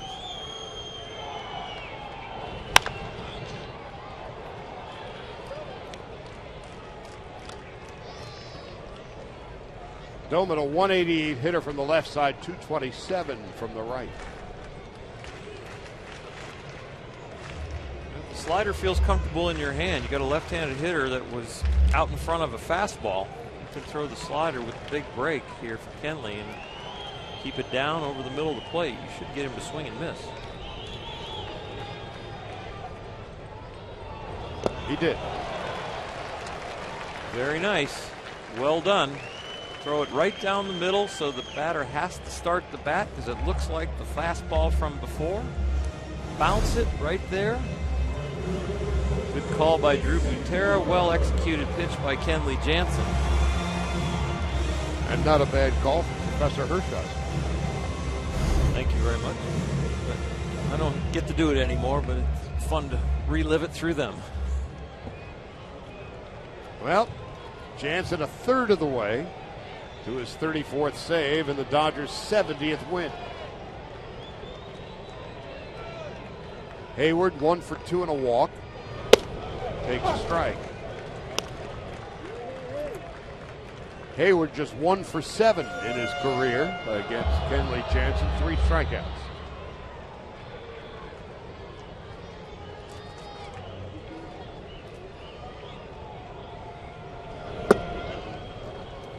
This is one hitter that Kenley doesn't want to concentrate on keeping the ball down. Jason Hayward likes the ball down, gets tied up on the ball up. And I don't mean severely up. I mean just even medium up. Like belt high is up to his swing. Hayward 9 home runs, 45 runs batted in, hitting .267 at the moment. D. Gordon. Can he throw him out? No. Hayward, the infield hit, as Gordon hit the ground and popped out of the glove. So an infield hit for Hayward brings a tying run to the plate. Now, even if Dee Gordon gets the ball out of his glove cleanly, I'm not sure he's going to get enough on the throw to get Jason Hayward. He runs real well. That's the fact that it wasn't in his glove right away, and then he had to find it. Everything well done, but almost an impossible play. Bonifacio is 1 for 4 to runs scored. Dodgers 6-4. Blading an all-important insurance run in the top half of the ninth. Into the knees.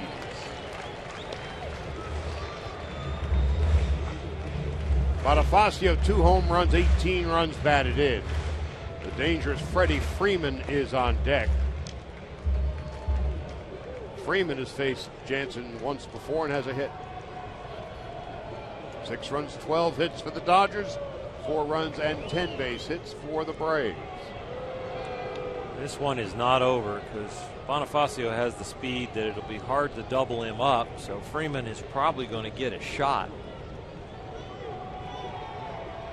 B.J. Upton would follow Freeman.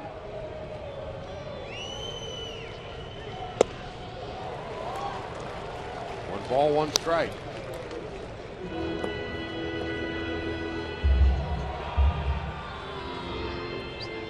Jason Hayward's run does not matter, and if you're the Atlanta Braves, you're reminding him not to get doubled up on a line drive. Freeze on anything. You don't even worry about getting to third base. Just advance 90 feet at a time. Crawford, Puig, and Kemp in the outfield. Not especially deep. 1-2. I like that fastball up there, waist high or slightly above from Kenley Jansen. Would have been a nice pitch to Jason Hayward. Got the ball down, gave him a chance to drop the head of the bat. Right here, Bonifacio, I think he knocked the bat right out of his hands with something above 95. Bonifacio, switch hitter.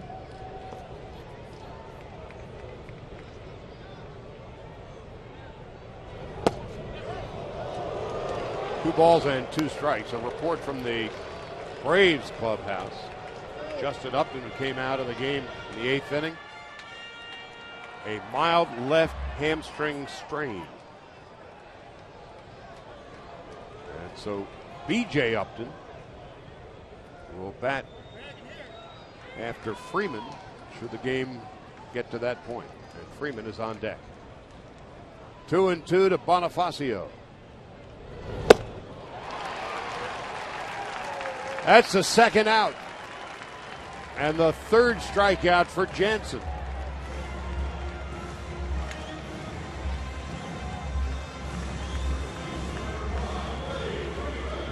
So the Dodgers an out away from a 6-3 road trip. Be careful on the first pitch to Freddie Freeman. Don't just throw some get over strike. You're dealing with a guy who's got the potential to tie this game up, and he is very aggressive when he has an idea what you're throwing. Has 16 home runs on the year. Dodger outfield is really deep, keeping Freeman, the batter runner, away from second base if possible.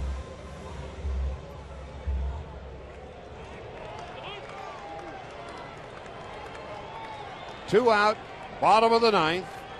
Dodgers leading at 6-4 in the 4th and final game of this series. The last time these two teams will meet in the regular season. Freeman at .292.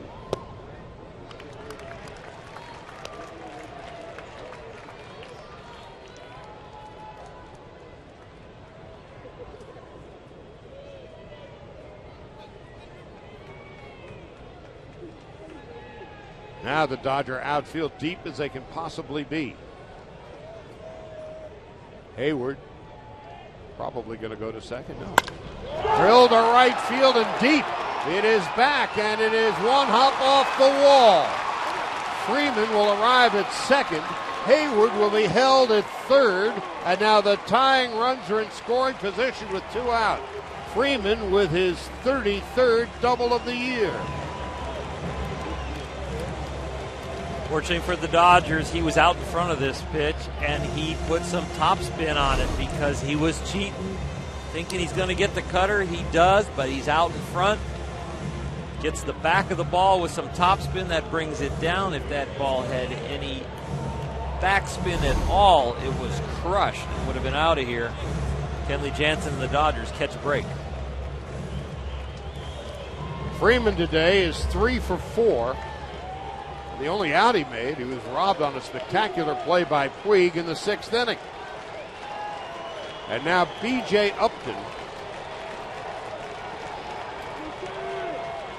His first at-bat of the day came into pinch run for his brother.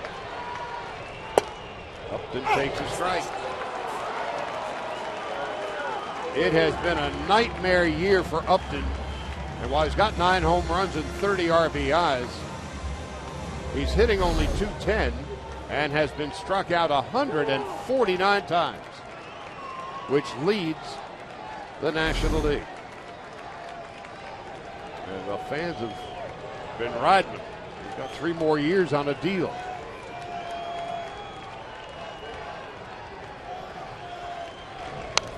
Oh and 2. Now Jansen and the Dodgers are a strike away.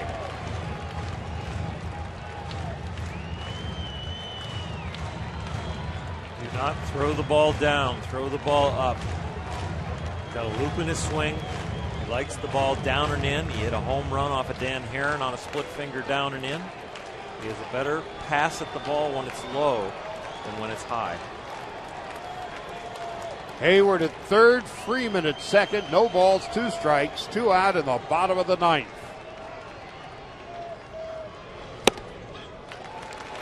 .93 and well high. I like it. Come back with the same pitch, just catch a little bit more plate. You've got to give him either the height or the width. And I think you give him the width and you take the height and go high, and hopefully the bat starts. Just in case, Carlos Frias warming in the Dodger bullpen. 1 ball, 2 strikes, and 2 out. Jansen to Upton. And the Dodgers go home with a 6-4 win. Their 70th win of the year. They began the trip 2.5 in front of the Giants. They will go home 5.5 in front of San Francisco with a 6-4 win. For the Dodgers, 6 runs, 12 hits, no errors. They left 8 men on base. For Atlanta, 4 runs, 11 hits, 1 error. They left 7. Hernandez wins it. And Harang takes the loss for Kenley Jansen. It was his 34th save of the year, and you are looking at the Lexus Player of the Game. D. Gordon had a spectacular day today. He had 3 hits, scored 4, stole 2, and was outstanding defensively as well. D. Gordon, the Lexus Player of the Game. Coming home to score on an Adrian Gonzalez base hit.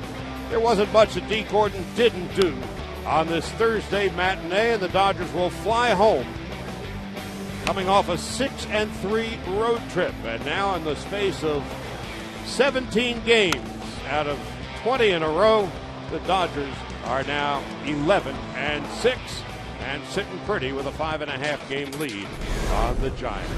So that is a wrap for us from Turner Field in Atlanta. The Dodgers take 6 out of 7 from the Braves this year. For Alana Rizzo, Oral Hershiser, Charlie Steiner, our entire crew, we will see you tomorrow from Dodger Stadium. Access Sportsnet LA coming up next, brought to you by Hyundai.